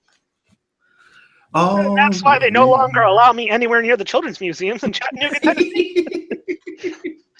Yeah, they call you the choo-choo. Oh, there we go. That's Oh, I don't drink that pussy beer. They make beer from cats? Yep. No, not cats. Not cat. It The does look other like what guy. they're saying. So good. All right. Delicioso. All right. All right. You guys What ready are to we continue doing? it along? Yes, Let's I want do to see it. Thin Jack. Thin Jack. And it does beat all. Doesn't that beat all? Gosh. Okay. All right, here we go. Think of new things now. So let's see here. Let's do that over here. Time travel. Think of new things. What do you mean? Think of new things, would you? New quips. New goofs. I quip. Quippies. I'm out. George. I quit. Quip. All right. Boom, boom, back to it. Okay, so this is like the sort of fake one. Thumbnail material right there. Again, Absolutely. you're on So YouTube. good. You can't do that. All right, here we go. Ready? Let's do it. Welcome to the Lovecraft Tapes, a real play Call of Duty campaign using Roll20.net. Call of Duty. I didn't say Call of Duty. Take 2. There's some We strong stopped playing shit. Call of Duty, remember? I hate Call of Duty. I hate This is a real Overwatch campaign. I am into poop play. Titanfall 2. Oh, sorry. All right, let's try this again. Blah, blah, blah, blah. All right, here we go. Titan inbound. Shut it. All right. Welcome to the Lovecraft Tapes. Welcome to the Lovecraft Tapes. Did I say craps? Okay. One more time. Lovecraft. No snake eyes. No snake eyes. Take the beer away from Here, me. here you go, honey. Crap. All right, let's try this again. All right. Welcome to the Lovecraft Tapes, a real play Call of Cthulhu campaign using Roll20.net. I am your keeper of arcane lore, Jeremy Boomstick Johnson. Pew! Your investigators of the unknown are, if I click it, George Gallagher as Chuck Blaine. Random this time. I'm just here so I don't get fined. Bryan Johnson as Sam Brewster. That's right. I'm the Brewsterist. And Matt Zeilish as Daniel Williams. I'm a little more Brewsterist than she is. Everybody's Brewsterin. Nice. Okay. Every damn Brewsterin. All right.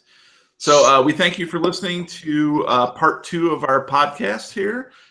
This is the Lovecraft Tapes, and we are playing a scenario called Lights, Camera, Chaos. And so far, there hasn't been a whole lot of chaos. Who can fill us in what's happened last week?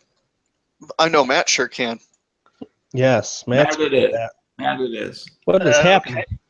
So the investigators of the agency of HIA got a investigative agency and karate studio.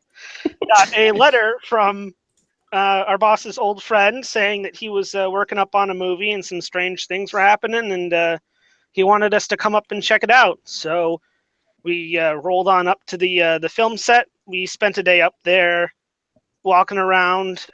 Dan hid out as an extra temporarily to try and squeeze some information out of the actors, and the other 2 people over there kind of walked around, talked with security directors, everyone else, and we haven't really discovered a whole lot other than most people on the set are assholes.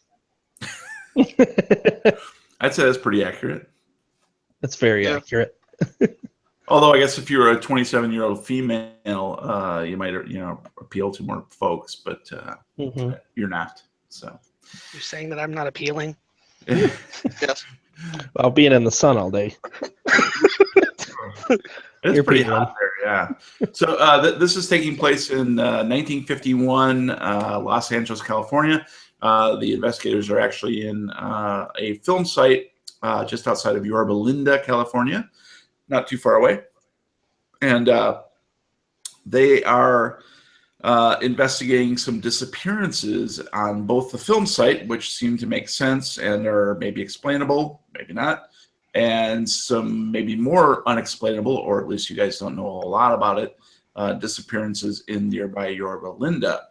And so after a full day of getting to know the film set, the investigators are now planning to visit Yorba Linda the next day. But after a night at the film site of sleep, Sam and Chuck have awakened to find Daniel missing. He has not slept in his bunk. So that's where we're at. Oh boy. All right. Well, let's go look for him. All right. I'll head down where they were having the fire. I'll go talk to Will, Billiam. Billy. Billy for short. Billiam for long. My name is Bill, William for short. I'm Billiam. Billion dollar baby. Okay. So meanwhile, so Chuck quickly gets dressed. And exits the barracks while Sam takes her sweet time.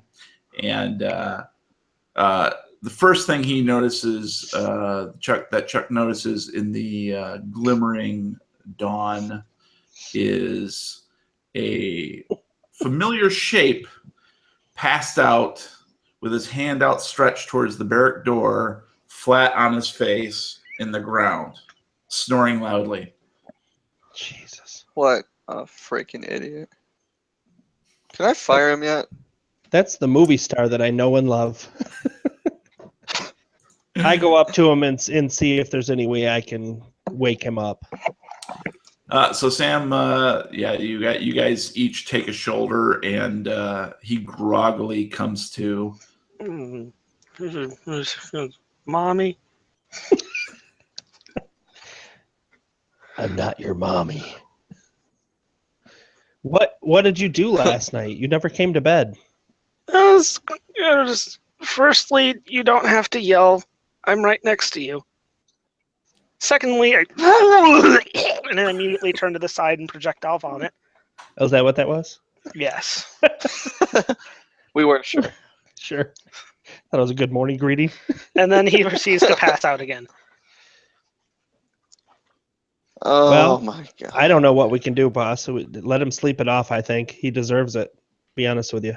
He doesn't deserve it. He shouldn't be drunk in the first place. I He has agree. a job to do. I think we don't give him any time off. Let's go find Bill.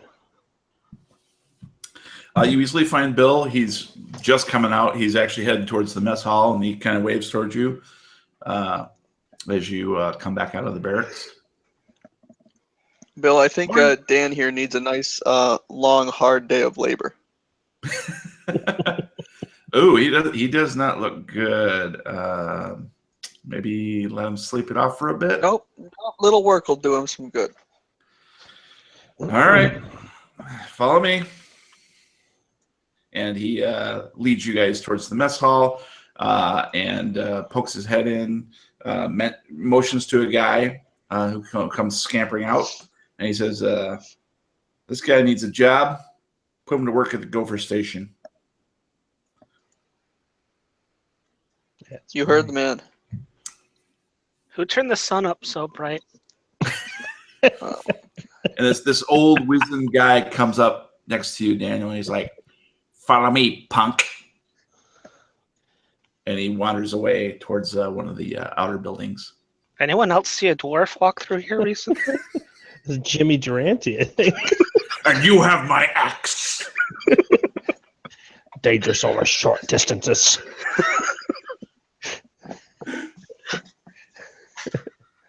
All right, Bill says, that's taken care of. You guys want to get some grub before you take off for Yorba? Yeah.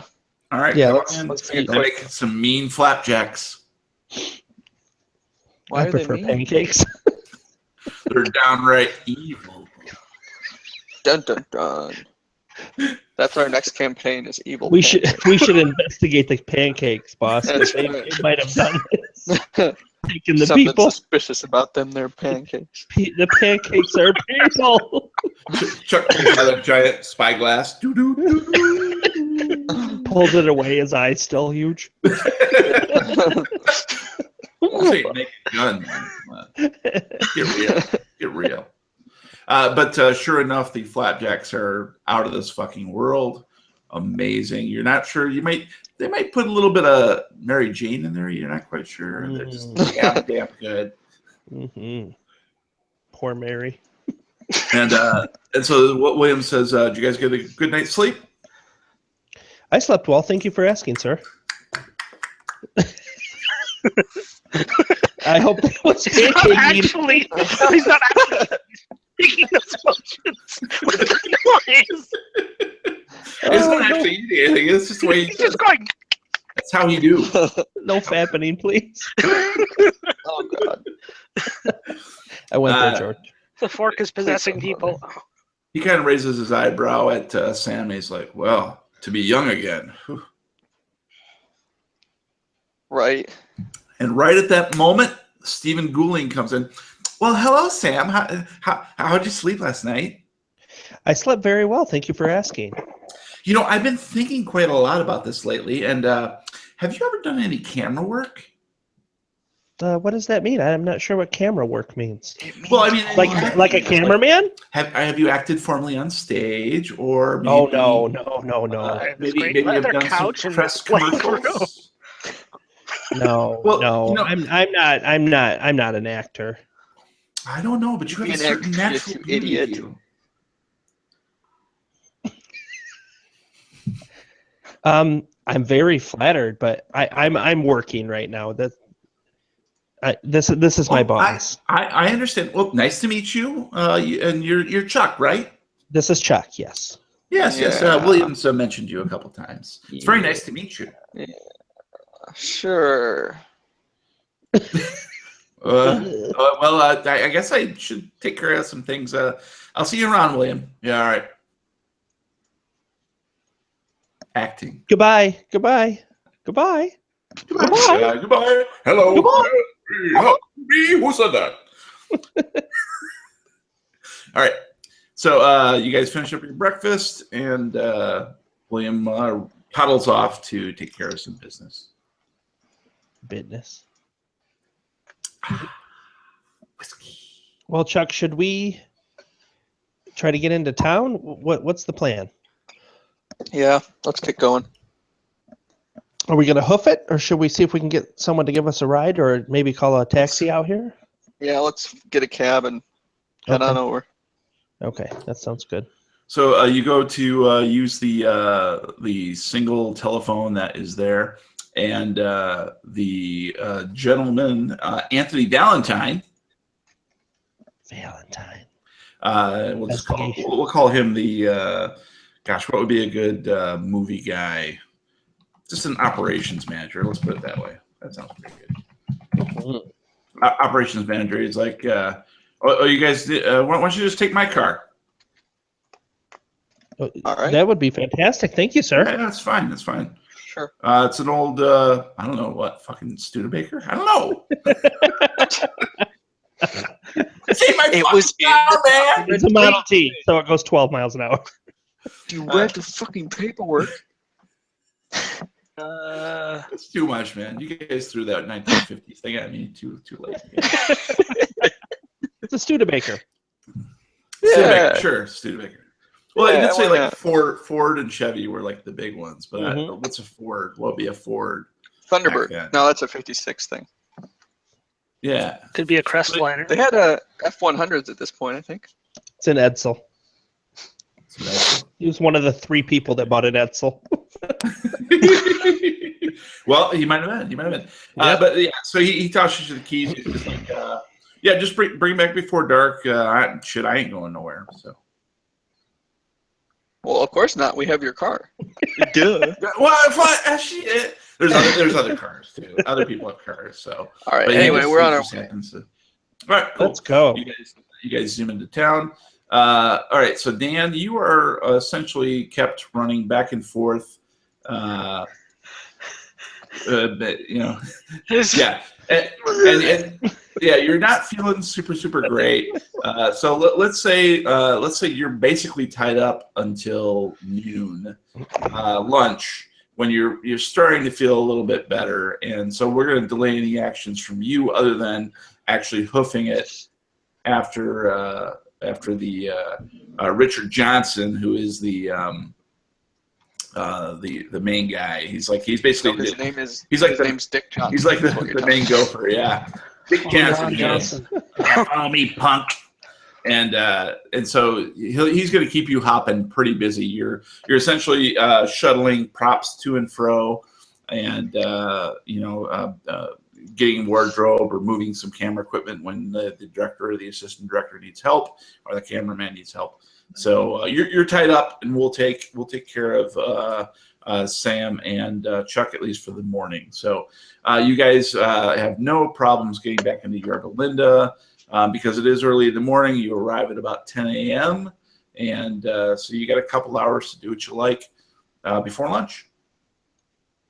Let's head to the sheriff, police, whatever, law enforcement. Yep. Sheriff, secret Unit. police. Is there? Sure. Well, the police station is a pretty small affair, very very simple brick building with a couple desks at the front end and about 3 or 4 cells. So keep in mind this is 1951, and it's relatively small town that is growing, and you can tell there's a couple folks already in the cell as you walk in, and there is Sergeant Rob Harper is manning the front desk. All right.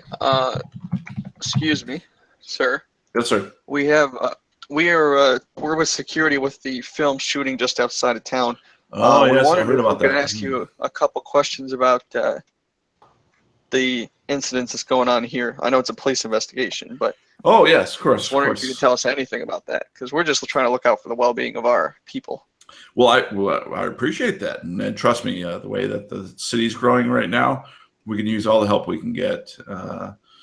There's not much we can tell you. As all the papers reported, We've had basically one person missing a night for the last couple weeks.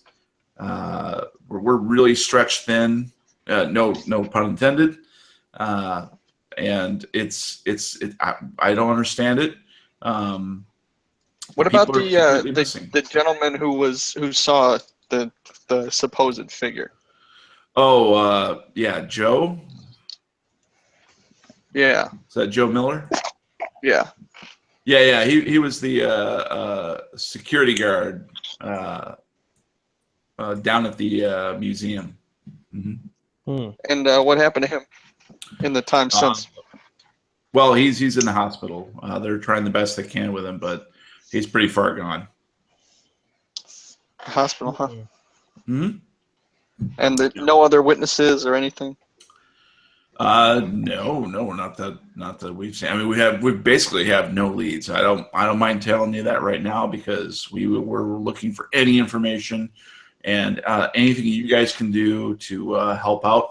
Lawfully, stay within the law, and we'd really appreciate it. But other than that, that's about all I can tell you.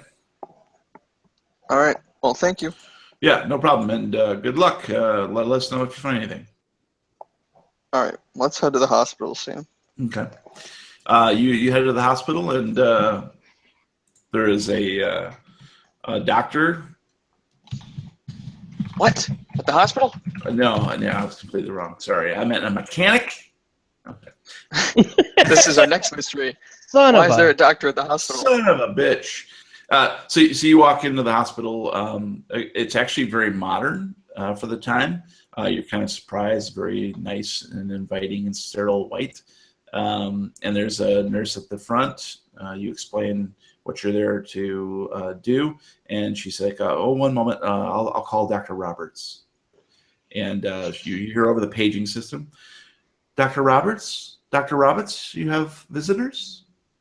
And she asks you to wait in the waiting room. All right. You have a seat. It seems very peaceful in here. There's not a lot of people coming in and for emergencies or anything like that. There is an old man sort of sitting in one corner, fiddling with a newspaper and sort of biting his thumbnail. And there is a woman with a child who looks to have a cast on his leg.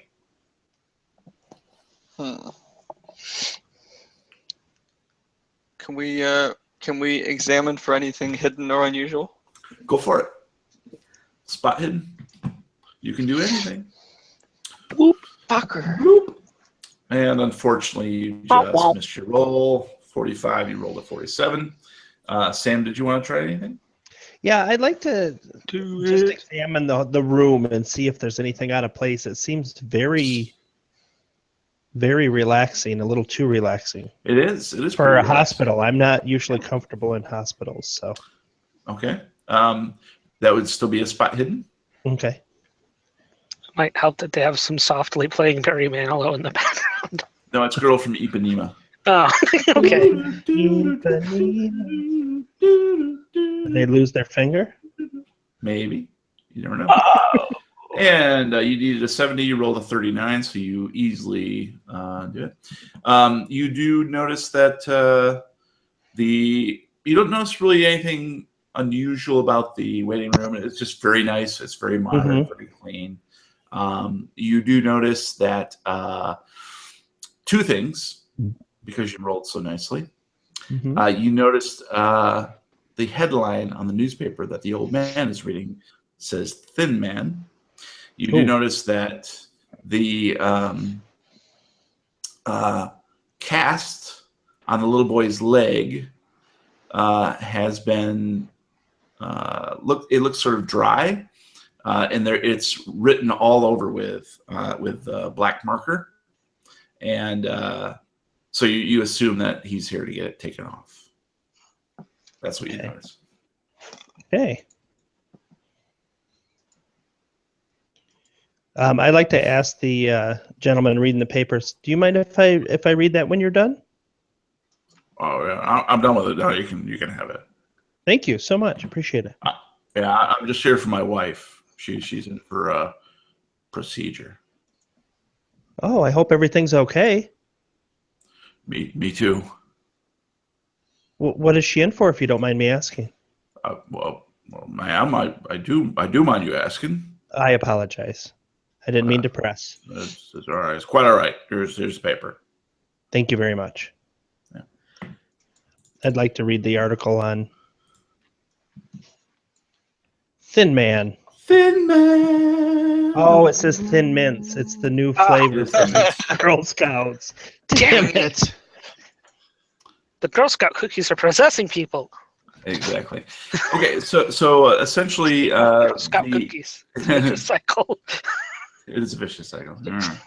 The article is essentially discussing the recent appearances and how the police have no leads and they're completely inept.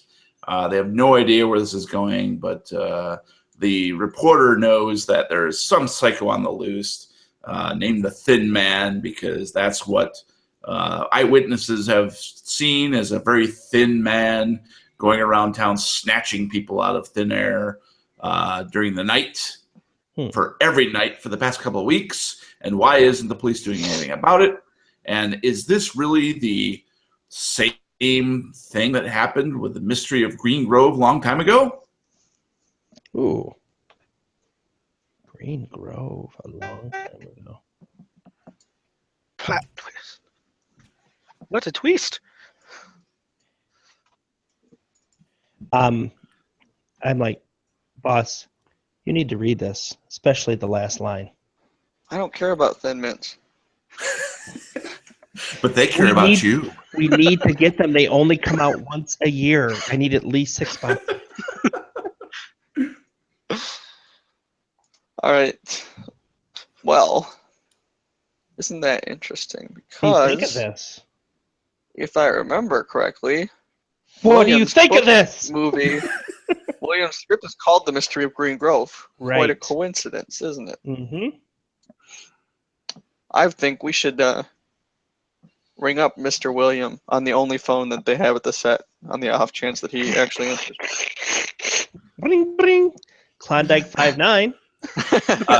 Just at that moment, before, just after Chuck reads the article, a doctor approaches the front desk, talks quickly with the nurse, and then looks in your direction and walks up and says, "May I help you?"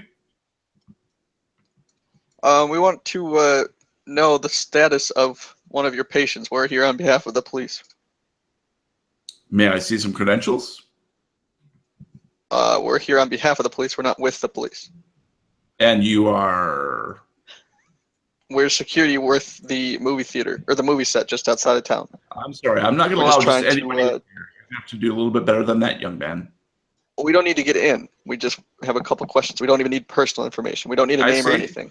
Well, I'm very busy. We just Please want to know, state your questions.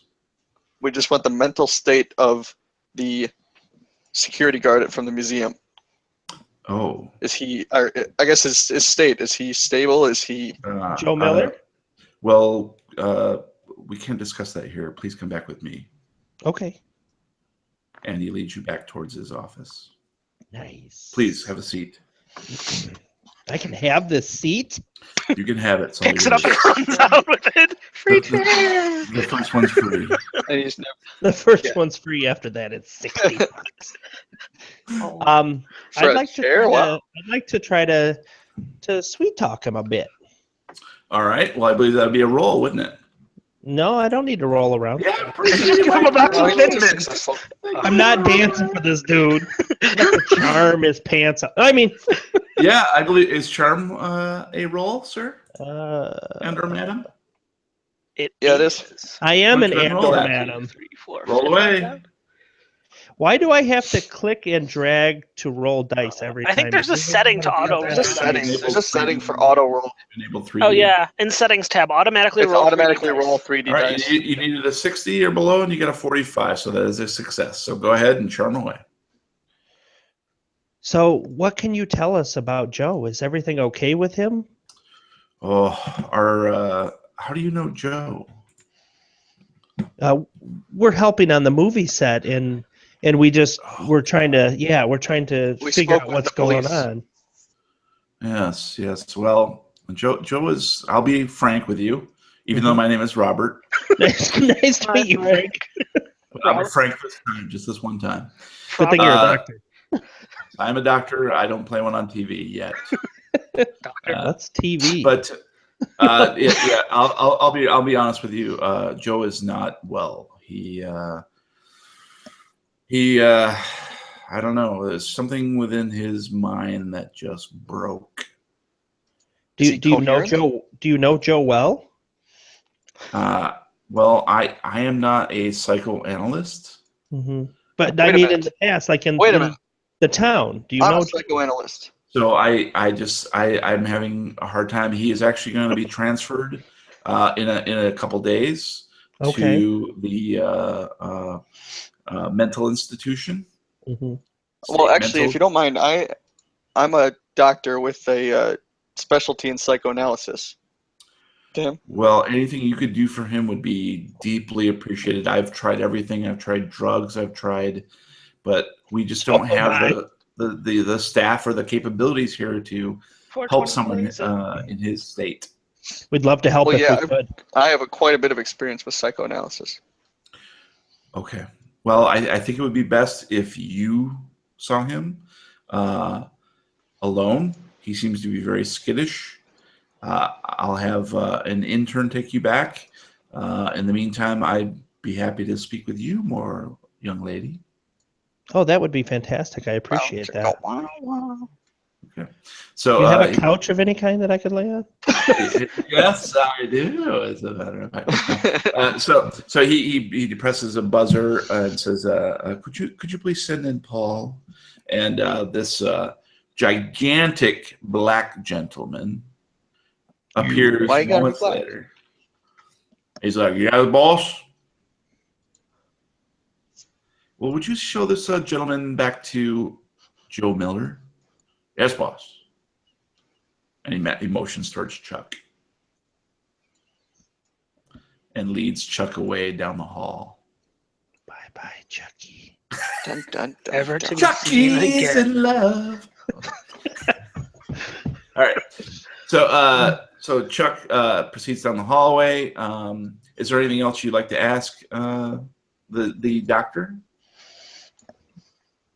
So, have you noticed anything strange besides Joe that's been happening in the town? I've heard that people have gone missing. I'm a little concerned. If there's anything we can do to help, I'd love to be here. Well, it has been very strange. Let me check my notes here real quick. Yes, doctor, go ahead. Thank you, Doctor. Yes. Well, I've been reading the papers. I've actually been very proactive in trying to keep an eye on anybody who might have come in that matches the people who have disappeared, and so far nothing. So there's been no trace. Joe Miller is really the only lead, although the papers did mention something about a wino. Yeah, a wino. You heard that? Do you know who that? Yeah, I did. I read that in the paper. Do you know who the wino is? Did you have a name by chance? I don't. Because if he's suffering as well, he would be able to get the help. I'd love to be able to assist if we can find him. Yeah. Well, actually, you know what? I know that his name is Bill, and he's an old Korean veteran.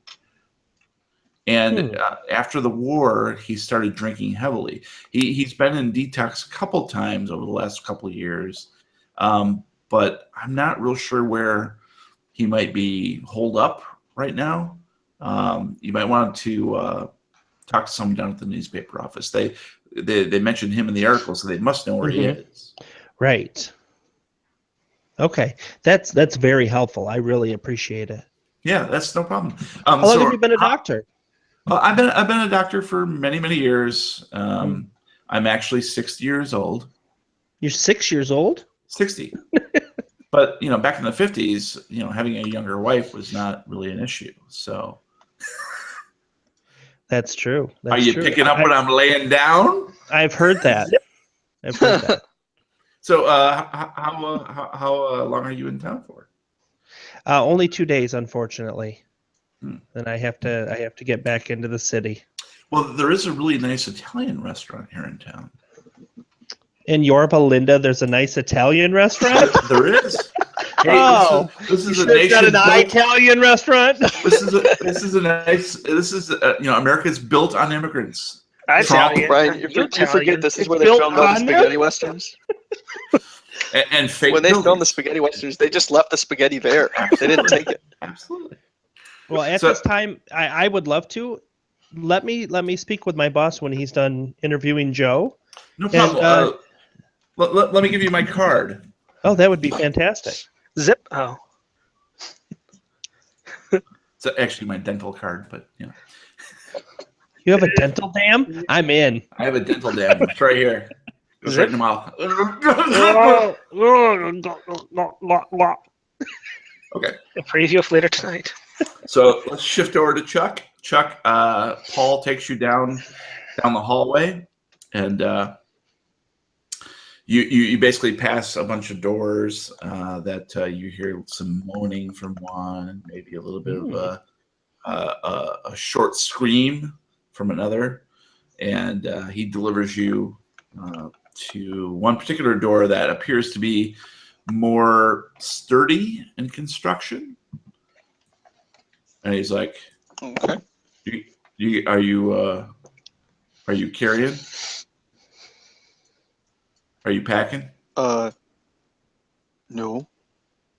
A lunch. Do you have your own lunch? Right. He's like, he gives a quick nod and reaches into his pocket and pulls out a steel baton, hands it to you. Take this just in case. Oh, well, if I'd known that, I wouldn't have lied, but okay. You should be okay, but he can be a little unpredictable. Thank you. I'll wait outside. All right, let's give it a shot. Okay. So What's his name again? he Joe, opens right? up the door for you, and inside is a very dimly lit cell, padded cell, and you see a figure sitting on the edge of the bed, rocking back and forth, and he's sort of muttering to himself. Hey, Joe. He kind of looks up at you real quick. Yeah. How you doing? Joe, that's my name, Joe. How you doing, bud? Joe. At this stage, I'm going to need you to make a psychoanalysis roll. Dun dun dun. All right, boys. I put my highest thing in this. If it fails me now. You roll a 71. Feet don't fail me now. Damn it! You needed a 60 and you rolled a 66. Ouch. That's a rough one. Try it again. Yeah, all right. God, it don't work that way. Sorry to say. You sure? Because I passed. That's worked. why you can rewind, George. Okay, so you said what'd you say? Like your name's George or something, or Joe? I was just checking in on him, seeing how he's doing. Yeah. So he's whispering under his breath, and you can barely hear him say, "Horrible, horrible thin, horrible thin, horrible thin, horrible thin, horrible thin, horrible thin," and then he stares straight up at the ceiling and starts drooling.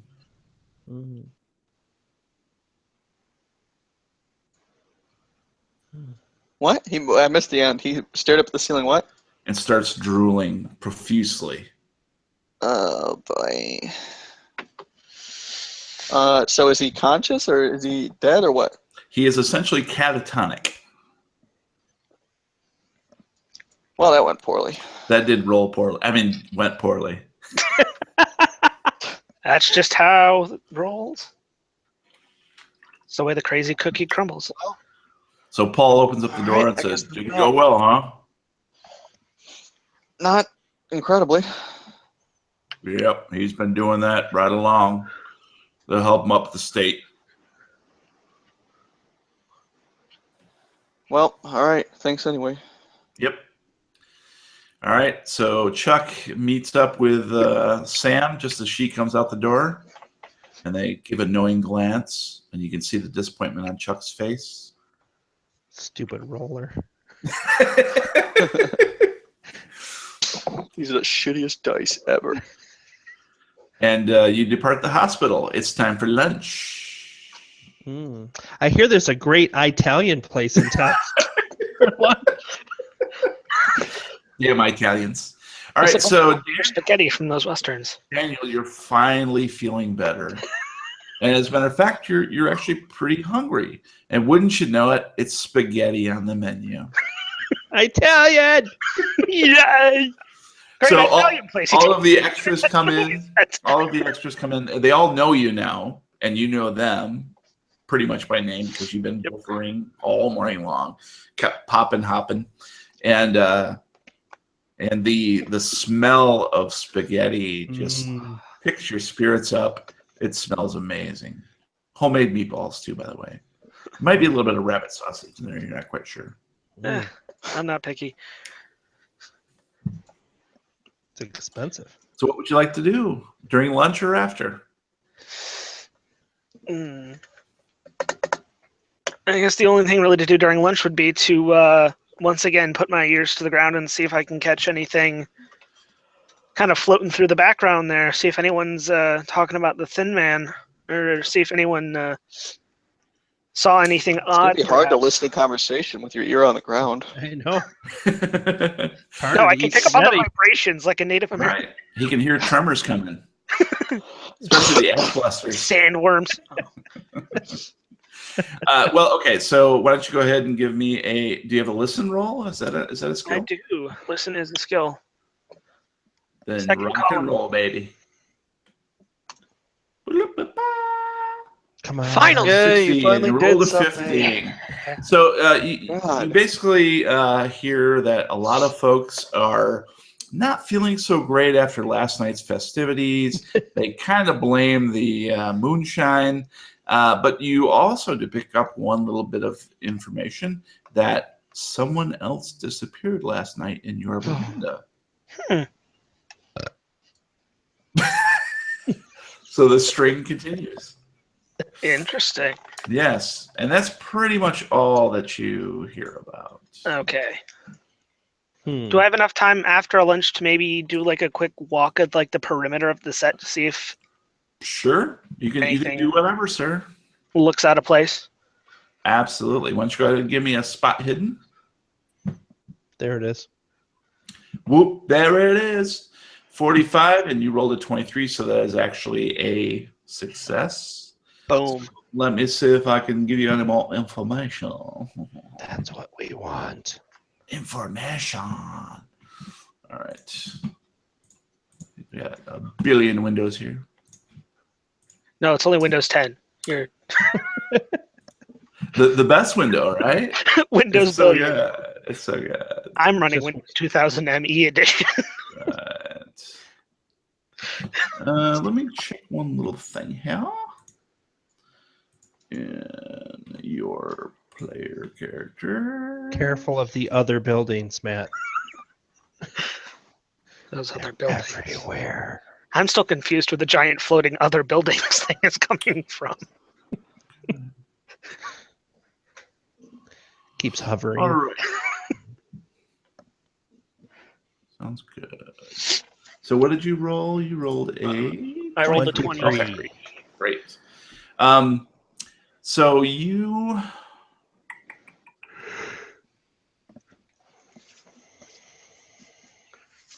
un moment, por favor. See? Yo quiero Taco Bell. Got it. Okay. So you notice that there is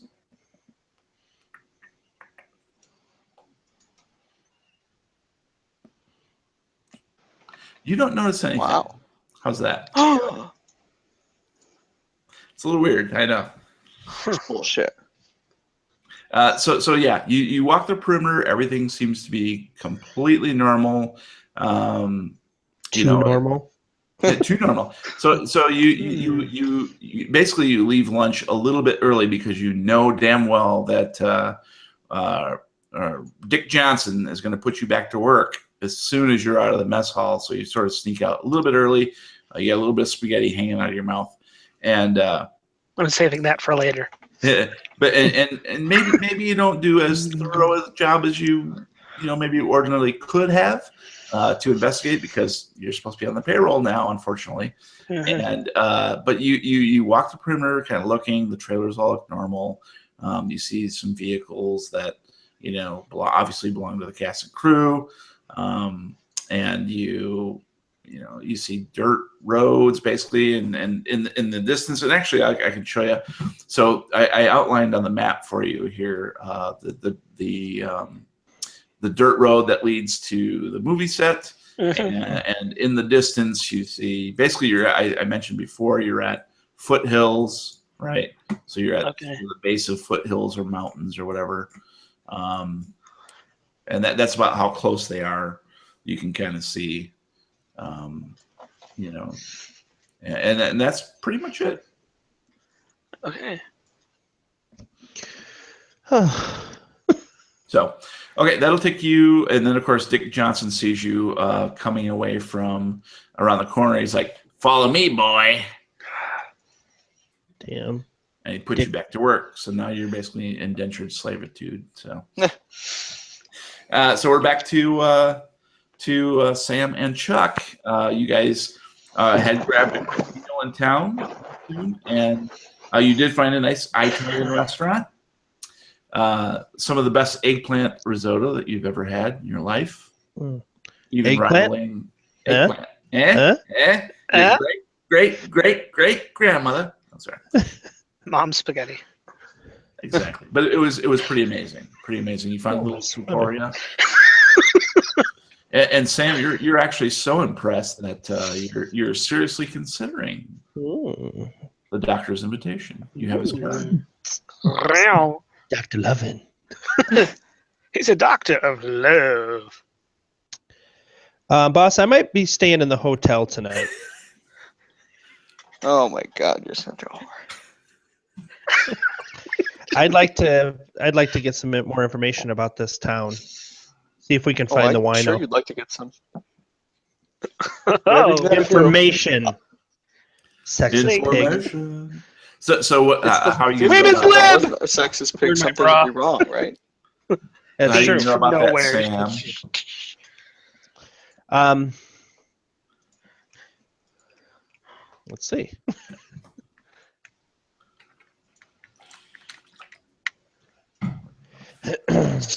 And you already know.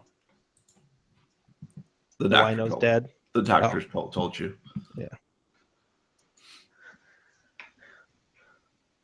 I don't know where the wino went. Where's the wino? Oh. He's gone. Where did the wino go? So what should we do, boss? I mean, we need to figure this out. Something's either happening or it's not. Your friend brought us out here for some reason. That's the most generic explanation I've ever heard in my life. There's something happening or something isn't happening. Everybody but him seems to think it's just normal happening. People leaving on their own terms because of a fight. Immigrant leaving because the immigrant left. Well, in town, the only thing we don't know happening. The only thing we don't know is why people are disappearing in this town. I know. That's so we need to information. At least for now, we need to just forget about the movie set. We're getting That's what I'm there. thinking as well. But where do we go from here? Well, we bombed on Joe, so the only other person that has witnessed what has happened is the wino. But my notes are gone for the wino for some reason. Well, you just had a conversation with the doctor who told you. I know.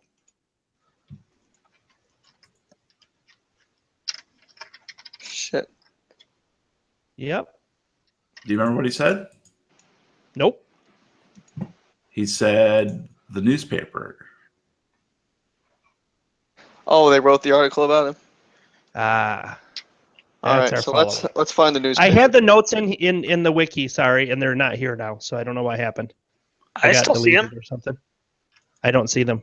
I For the see wino. Bill, old Korean vet, heavy drinker, been in and out of rehab. I see didn't have that. I don't rehab. see anything about the newspaper. Oh, Bill is the wino, right? Yeah. Yes. Okay. I wrote wino, and now wino is gone. Now I'm writing wino again. That's weird. Okay. All right, so That- can we find the newspaper relatively? Yes, let's- you very let's- easily find the newspaper. It's just not too far away from the police station. And So in a town this size, I'm going to assume there's not a huge reporting staff. not really, no. All right, so As a matter of can we fact, it's speak to pretty one another? clear from the tone of the article, it was very inflammatory. All right. So yeah, the byline on the newspaper article that Sam read was Paul Healy, and lo and behold, he's the guy manning the main editorial desk. All right, Mr. Healy, can I talk to you real quick? Yeah, no problem. What's up? What do you got? I want to Is that know somebody about else? the. I'm doing a different accent. Yeah. Oh, Yeah. all right. Anyway, I want to know what you know about the fella Bill who saw the Bill. snatching ups. Yeah. What do you know about Yeah. Hey, he's an old Korean guy. Came into town a few years back. Obviously he's a little bit messed up from the war, and he took to the drink. Of course, I think he picked it up over there. He hangs out down by the river. Even now, after everything that's gone down? He's Everything got that's happened, nowhere you else think to he's go. still down there? Yeah, All right. I'd be willing to bet, because down by the river there's about 3 taverns. He's gonna be in one of those. All right, thank you. Let's head that way. Sounds good. Thanks, Paul. Yeah, no problem. Good luck to you. Thanks. All right, so you head down to the river, and you do indeed see 3 different taverns within shouting distance of the riverbank. Rock, paper, scissors. Who goes to the middle all one? Let's just poke our head in each of them. Well, you poke your head in the first one, you I see feel like in rural California, there's not going to be too many alcoholic Korean War veterans. That's true. That is exactly. true. Now, is he Korean or is he a Korean War vet? He's a both? veteran of the Korean War. Okay. Yeah. Okay, so you poke your head in the first one, and there is a disheveled-looking man basically nursing a tall beer and a shot. He doesn't even look up when you open the door. Let's see. Are you Bill? Who's asking? I want to know about the tall, thin guy. Yeah. He takes the shot real quick. I'll bet you do. They all do. Who's they all do? Look at that. The shot glass is empty. I'll buy you another shot if you tell me who's they all. I seem to be a little dry. Gross. Well, Find it let's get hard him a to shot, talk. Sam. That sounds good. You motion towards the bartender. The bartender kind of rolls his eyes and brings over the bottle, pours a shot, and then and Bill grabs the guy's arm and grabs the bottle out of his arm. The bartender looks towards you. All right. Send him the $1. We got no other. He releases the bottle, and Bill puts it down next to him, does the shot, and then fills the glass himself. Bill, I you got to take the tell us glass. something about this. About the tall, thin man. One shot for every answer you give. There you go. Thin man, that's a bunch of shit. That's what they call him in the papers. What do you call him? Thin man. Oh, it was real thin, all right. And smelled like a dead body. Like What else? like the ones in the war. Here, take a shot. What do you look like?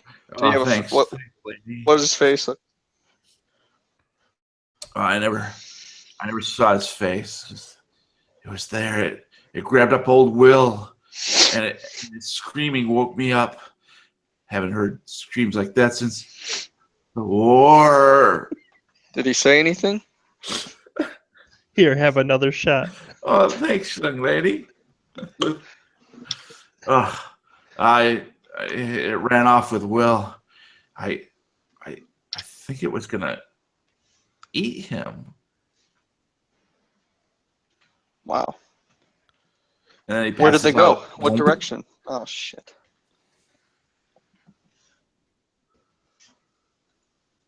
Okay, what do we do now, Sam?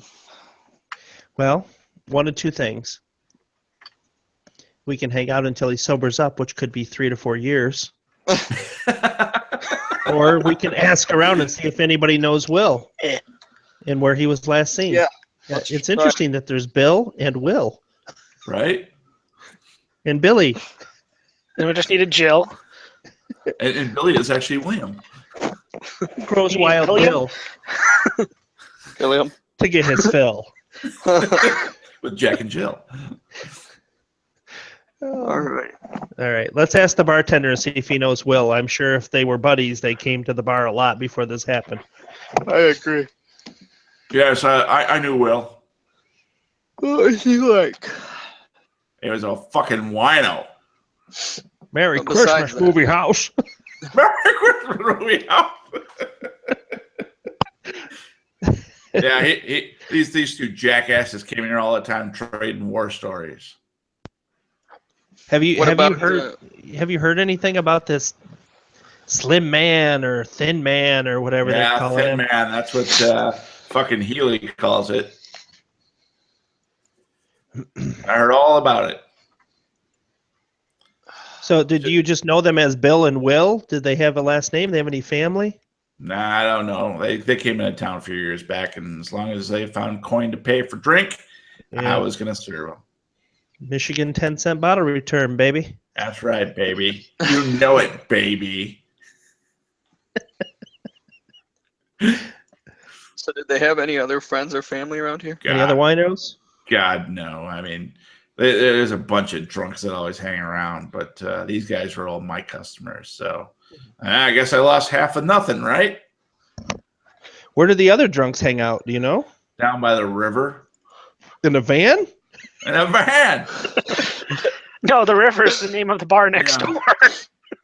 They're usually within pissing distance of any of these bars. It's a weird unit of measurement. Pissing distance. Excuse me, sir, you must be one pissing distance from the To ride this ride. You must be one pissing distance tall to get on this ride. It's the worst thing in the world to test. Now, you guys want a drink or what? You smell like spaghetti.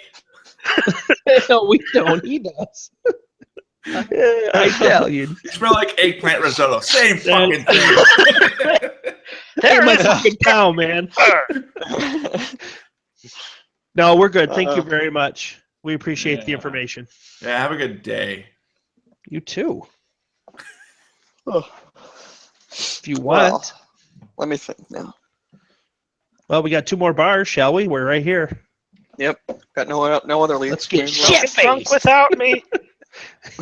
You don't quickly want check it. out the other 2 bars, and they're Same info. pretty much empty. No leads. They're empty. We're going to rob the till. Well, let's mosey on down to the river and see what we see. Yep. You want No to good? mosey to within one pissing distance of the river. Yes. No, I Mosey think on we should down the widen our river? search to 2. We have a 2 pissing distance perimeter. So, okay, so you guys head down to the riverbank. There doesn't appear to be anybody moving around. It's probably around 3 or 4 o'clock at this point. But why don't you give me a spot hidden? Both? Each of yes. All right. You have 2 chances. Don't fuck it up. I got $1 if anybody's got some information. George failed with a 45 or 88. Don't fuck it up. 45. We need this. And Sam also failed. Needed Why does it 70. take so long for me to get back and look where it's at? I can see it. That's all that matters. Ugh. failure is the same in any language. That's true. It's true. So you don't notice anything? I mean, you see some scuffle marks around. You see some detritus and trash, empty bottles, empty wine bottles, that sort of thing. So it does appear that it's someplace that winos hang out, but there's nobody there now, and there's no indication of where they might be. So there's no like dwelling that either like, shacks. You do see some sort of branches that may afford some shelter during inclement weather, but there's nobody in them, and there's no possessions. There's no possessions or anything.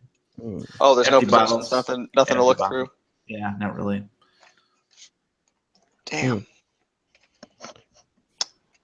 Well, what's next? I think we've hit a dead end here. Let's go find a phone and let's call Bill up and see if he's got anything new or exciting or interesting. Okay, so I believe at this point we want to go back to Daniel. Daniel, it's about 4:30 in the afternoon. You're getting a little bit of a break. You're given a 15-minute break from Dick Roberts. Is there anything you want to do during this time frame before dinner? Can I go find the director? Or not the director. Can I go find Bill? I know he mentioned that he wanted to talk about my time in the war. Absolutely. You flag him down basically during the break, and he motions towards you to come into his trailer. And he's like, yes, Daniel. I remembered when we first met. You said you wanted to talk about my time in the war. Sure. I mean, do you have time now? I know we've been keeping you pretty busy. We got a short break. Why don't we do a little 20 questions here? You ask me. Absolutely. I'd love to know a little more about your movie and the book that you wrote for this movie. Oh, absolutely. And let's just make sure that we're not mixing player knowledge with character knowledge. That's not happening, right, Matt? No, because I was there. When he introduced himself to me, I said that I didn't like talking about being in the war, and he said, "Oh, I'd like to hear about that time. I'm interested in that time period." Yeah. But you asked him about his book. Well, I mean, I'm working on the set of a movie that I don't know what it's about. And I gave them the letter. Kind of be a little. Okay, what's that, George? I left LA. I gave them the letter to read. Okay. That too. Okay. I just want to make sure there's not a little side action going on here. No aggro. Okay, so he says, well, tell me about your experience in the war. I'm really interested in that. I'm a writer. I will say that anything you tell me will be kept confidential, but I may use it to fictionalize a story later down the road. But I won't use it verbatim, and I won't mention you if you don't want that. Okay. Well, I was drafted early when I hit 18. Put right into boot camp. I got through that. Wasn't too difficult. I mean, being the kid I was, it was a bit of a shock going from normal life to military life. But I like to think that I did pretty well, and finished boot camp. Got put into a unit and sent right out to the front lines. And you said you saw something. Yeah. I served for a while. Got put I climbed the ranks a bit. Ended up on a special forces squad, actually, and we were designated to take out Hitler's spooks, is what we called them. His guys that he had set up to research into this mystical occult stuff that none of us really believed anything about. And we tracked one of the heads of that department. His God, what was his name? Hans von Reichert was the head of his occult research. We found him holed up in an old castle out in the Alps, and we got the orders to go in and take him down.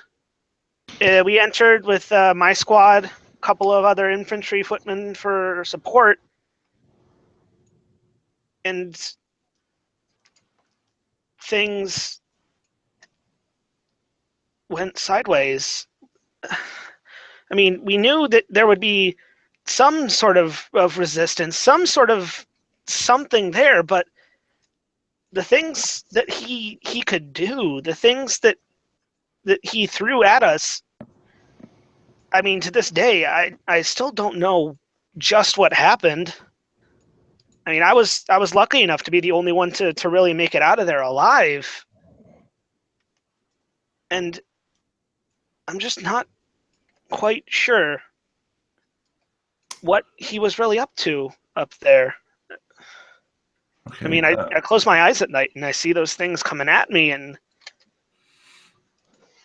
all right, Daniel, I'm going to need you to make a sanity roll. Oh, shit.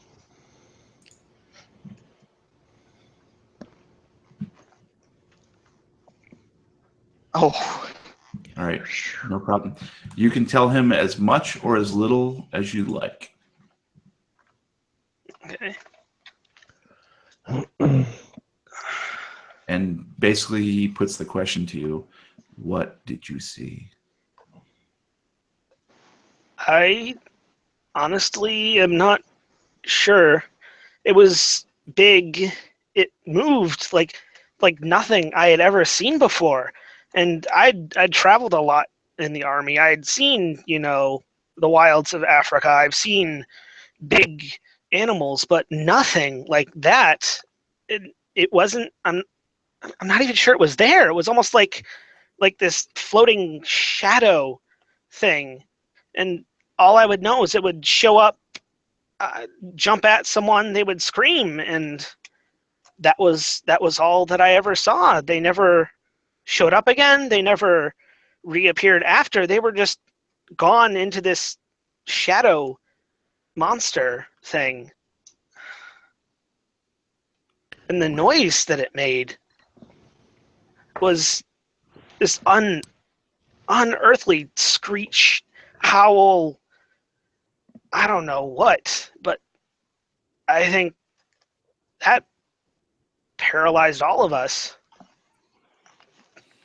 I mean, we were making headway, and then that thing showed up, and we all just stopped. At that stage, William puts his hand on your shoulder and says, "That's enough. That's enough." Well, you've certainly been through a lot, young man. I know we all have our own demons. And you've got to deal with yours the same way we all have to deal with ours. Would you like a drink? I could definitely use something to drink right now, if you don't mind. He pours a short pour of some very good scotch and hands it to you with a little hesitation and says, "Not like last night, okay?" I think I learned my lesson. He clinks your glass and drinks it down. Well, you should probably head back to the set. Did you have a question for me? You know what? Maybe if we can catch up around dinner, I'd love to learn a little bit more about the book you wrote in this here movie. Sure. Well, actually, there is a copy of it in the barracks if you want to check it out. I might do that tonight. Thank you. Yeah, feel free. And if you have any questions, I'll be around dinner. Okay. Guess I'll see you around, Bill. Thanks for the talk. All right, Sam and Chuck. It's getting a little late, getting towards dusk. Mm-hmm. So I want to call over to the set. All right, you call over to the set, and Anthony Valentine answers the phone. Yeah. Hey, put Bill on. All right, hang on. He calls out. A couple minutes go by. No, he's tied up. Tell him it's Chuck, and it's important. Now they're shooting right now. When are you guys coming back?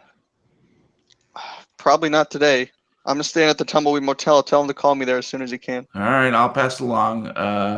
But get my car back by after lunch tomorrow, okay? I got to run into town. All right. All right.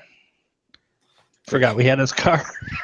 Oh no, we sold We're that never thing. coming back. My We had to car sell the now, car bitch. for gas money. My car now, bitch. Sold the car for gas money. Okay, Gas was like 3 cents back then. it was free. It was free. They paid you to take Free it. gas. They paid you to take gas. It was You're all actually dinosaur a bones. They gas shoveled in your tank. transporter. Like, where's the gas? You just stick a shovel into the ground and start shooting. All right. Oh. So basically, we have Daniel going back to work until dinner time. We've got Chuck planning to stay the night at the Tumbleweed Motel. And what is Sam intending to do with her doctor friend?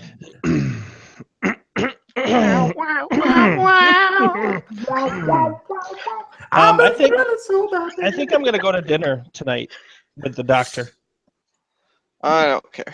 I hear there's this great Italian place in town. That's true. It was very good. Forget about it. Forget about it. All right. So I assume Sam is going to get her own room at the Tumbleweed, or is she going to go classier? There is other hotels in the town. Nicer. And the hotels. Tumbleweed is fine. I slept on a set the night before. Cool. Well, it's basically $20 a night. It's actually pretty decent for a motel. Yeah, for $20 in the 50s is really decent. Yeah, very classic motel, 50s motel. It has a bed. It does have a very nice lounge and bar. And so Sam calls up the doctor, and he says he'll pick you up at 7.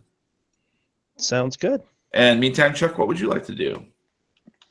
I'm just gonna call it a night. I think. All right. Not much else I can do there. You can. They will do a sandwich service if you want for dinner, and if you want to have a drink, obviously the bar is open. All The right. fluffed ham is beautiful. The fluffed ham. The ham is amazing. Oh, you would know about fluffing ham, wouldn't you? So good. Okay, so basically we have Daniel meets William after the day in the mess hall, and tonight it's fried chicken. You're not sure exactly where they got it, but Finger licking. it is extremely good. It's very nice, and everybody seems to be very subdued after last night. They're not quite in the party mood anymore, and there are going to be some night shoots tonight. And you are essentially given the choice if you'd like to work until midnight or if you want to work the dawn shift. I think I'm going to take the night shift. Okay. So you'll be the gopher for shooting. They expect it to go until midnight. It could be shorter or less than that, depending on how many takes they have to do. I've partied later than that. True. You're not feeling super good, but you're feeling way better than you did this morning, obviously. Oh, that's good. So they'll put you to work. Sam, you essentially the doctor pulls up in a Lincoln. Is that a thing? I don't know. In 50s, It wasn't a thing, I don't think. Okay, so a Chevy Corvair. There's no. There were. Yeah, that's Chevy what. Corvair sounds legit. Yeah, that sounds Correct. good. We'll see that. Nice. Chevy Corvair. Wow, there's no grill on this. How do you keep the engine cool? It's a very nice automobile. It's very nice. Yeah, I know what a Corvair is. I don't. Colbert. I remember the name, so I just tossed it out. Colbert? No, Colbert's off the air, It's guys. Stephen Colbert. Yeah. It's the 1952 Stephen It's the Late Colbert. Show. Yeah. But he picks you up. He's very gentlemanly. Opens the door for you. Comments that you look very lovely in Thank you. whatever Lincoln and Mercury. you're wearing. I don't know what you're wearing, but Overalls with grease all over. yeah, that's kind of what I expected. Very nice. Playing a banjo. And Chuck, you see as they pull away, you're peeking through the curtains. And, Pervert. And the word creeper was invented. That's right. I thought it was already invented. That's right. All right. So I will need each of you to give me a spot hidden roll. That seems correct. Spotting it because it's hidden. Spotnik. All right. So I see Yeah. Sam. Looks like Sam. There we go. Matt. All right. So Sam, you got a 52 out of 70, which is great. George, Success you got all the an way 81 out down. of 45, which is terrible.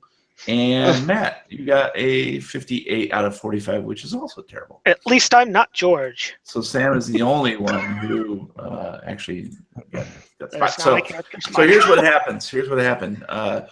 Chuck, you get a sandwich that's mediocre at best, and maybe a beer at the lounge to wash it down, wash the bad taste out of your mouth. You take the glass back to your room, and they do have a black and white TV there that you can watch. There's not a whole lot.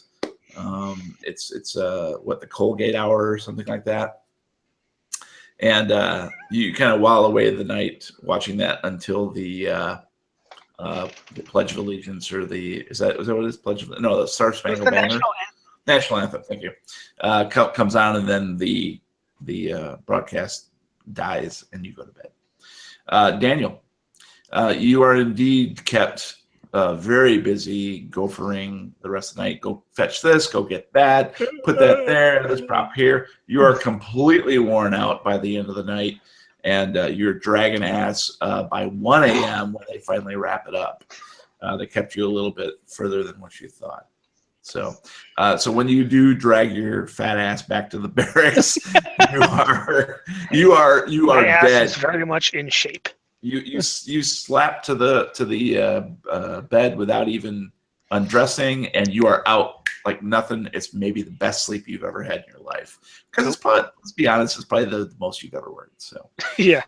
all right, Sam, you have a very lovely evening. The doctor is very romantic, or at least he's trying to be, while being gentlemanly as well. He does take you to the exact same Italian restaurant that you had lunch at, and You mean there's not two? Two Italian? Well, there's an Italian and an Italian. Or two of them, they're Italians. That's right. The other one's a Subway joint, but anyways. But it is a an amazing 3-course meal. Excuse me. And he orders the best Italian wine, and he starts it off with a little bit of champagne. He's clearly smitten with you. He also really appreciates and likes the fact that you're from Los Angeles, which is the big city compared to Yorba Linda. He does get a little too tipsy and starts, complaining that he's a big fish in the little pond. The ego comes out. Yes, the ego does come out a little bit. And he, over the course of the meal, as he does get a little bit more sloppy and orders a second bottle of wine, he does sort of edge his seat over a little bit towards you, and you feel his hand creep to your knee. As he talks, he's not being, wolfish about it or anything like that, but he is definitely making overtures and opening that door. So, hey, buddy, her eyes are up here. He's not opening my door. Front door or back door? So at the end of the evening, it ends with a delicious tiramisu and a couple mugs of espresso. And he intimates that he has a very nice Portugal port back in his house. Is that a euphemism? Yeah, any port in the storm, baby.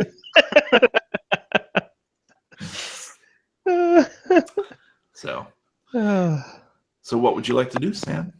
I would love to thank him for a wonderful evening. But I do have a very early morning. But I am in town for another 1 to 2 nights. Okay. Possibly, if you're not busy, maybe we could. Yep. He sort of, you see a little bit of disappointment run across his face, and then, but then he quickly sort of regains his composure. And when you mention that you'll be here for another night or two, he immediately is like, well, please. I have the next couple nights free. I have someone who can cover for me at the hospital. So if you'd like to have another dinner, I'd be more than happy to take you. You gonna take me? Take you to Brown Town. No, sorry. I thank him graciously and I kiss him on the cheek and I say, I'll let you know what the day holds tomorrow, but I look forward to it. All right. He appears to be very pleased with that. You can see he sort of is sobering up slightly. Mm-hmm. And espresso. He espresso helps, baby. And so he is basically maybe a little even more smooth and suave. And you get into his car and he drives you back to the Tumbleweed Motel. And he asks you to have a good night and says, well, may I call you at the hotel tomorrow night? No, but you can call her Sam because that's her acceptable. name. That's acceptable. Okay. And so he appears very pleased and wishes you good night and then pulls away. And you're left standing. He pulls out of the driveway. Every time. Pull out. He pulls away from the motel, and you sort of stand there for a moment as the red lights fade from the tail lights, and you turn to go to your room, and just for a moment, you see a flicker of movement. A couple buildings away, on a rooftop, that looks like a very thin man, and then it's gone. And that's where we're going to end it. Oh, I think I did. That cliff has been hung. Okay, so that's going to be it for this episode. We're perfectly on time, so we'll pick up next time with to find out if Sam does, or maybe the thin man. Maybe it was the liquor. We don't know. Euphemism. But she did roll very well. They don't call him thin because he's skinny. Exactly. Yes, but he's built like a soup can. Stop pulling. They used to call me beer can in high school. Girth, baby, girth. All right. So that's going to do it. We appreciate everybody listening and or watching, and obviously they might watch later on because this is on YouTube forever. And so meantime, I will try to figure out how to do this via the Lovecraft Tapes account and not via mine. And we'll figure that part out. So that's it. Ending now. Good night. Good night. Good night. Au revoir. Au revoir.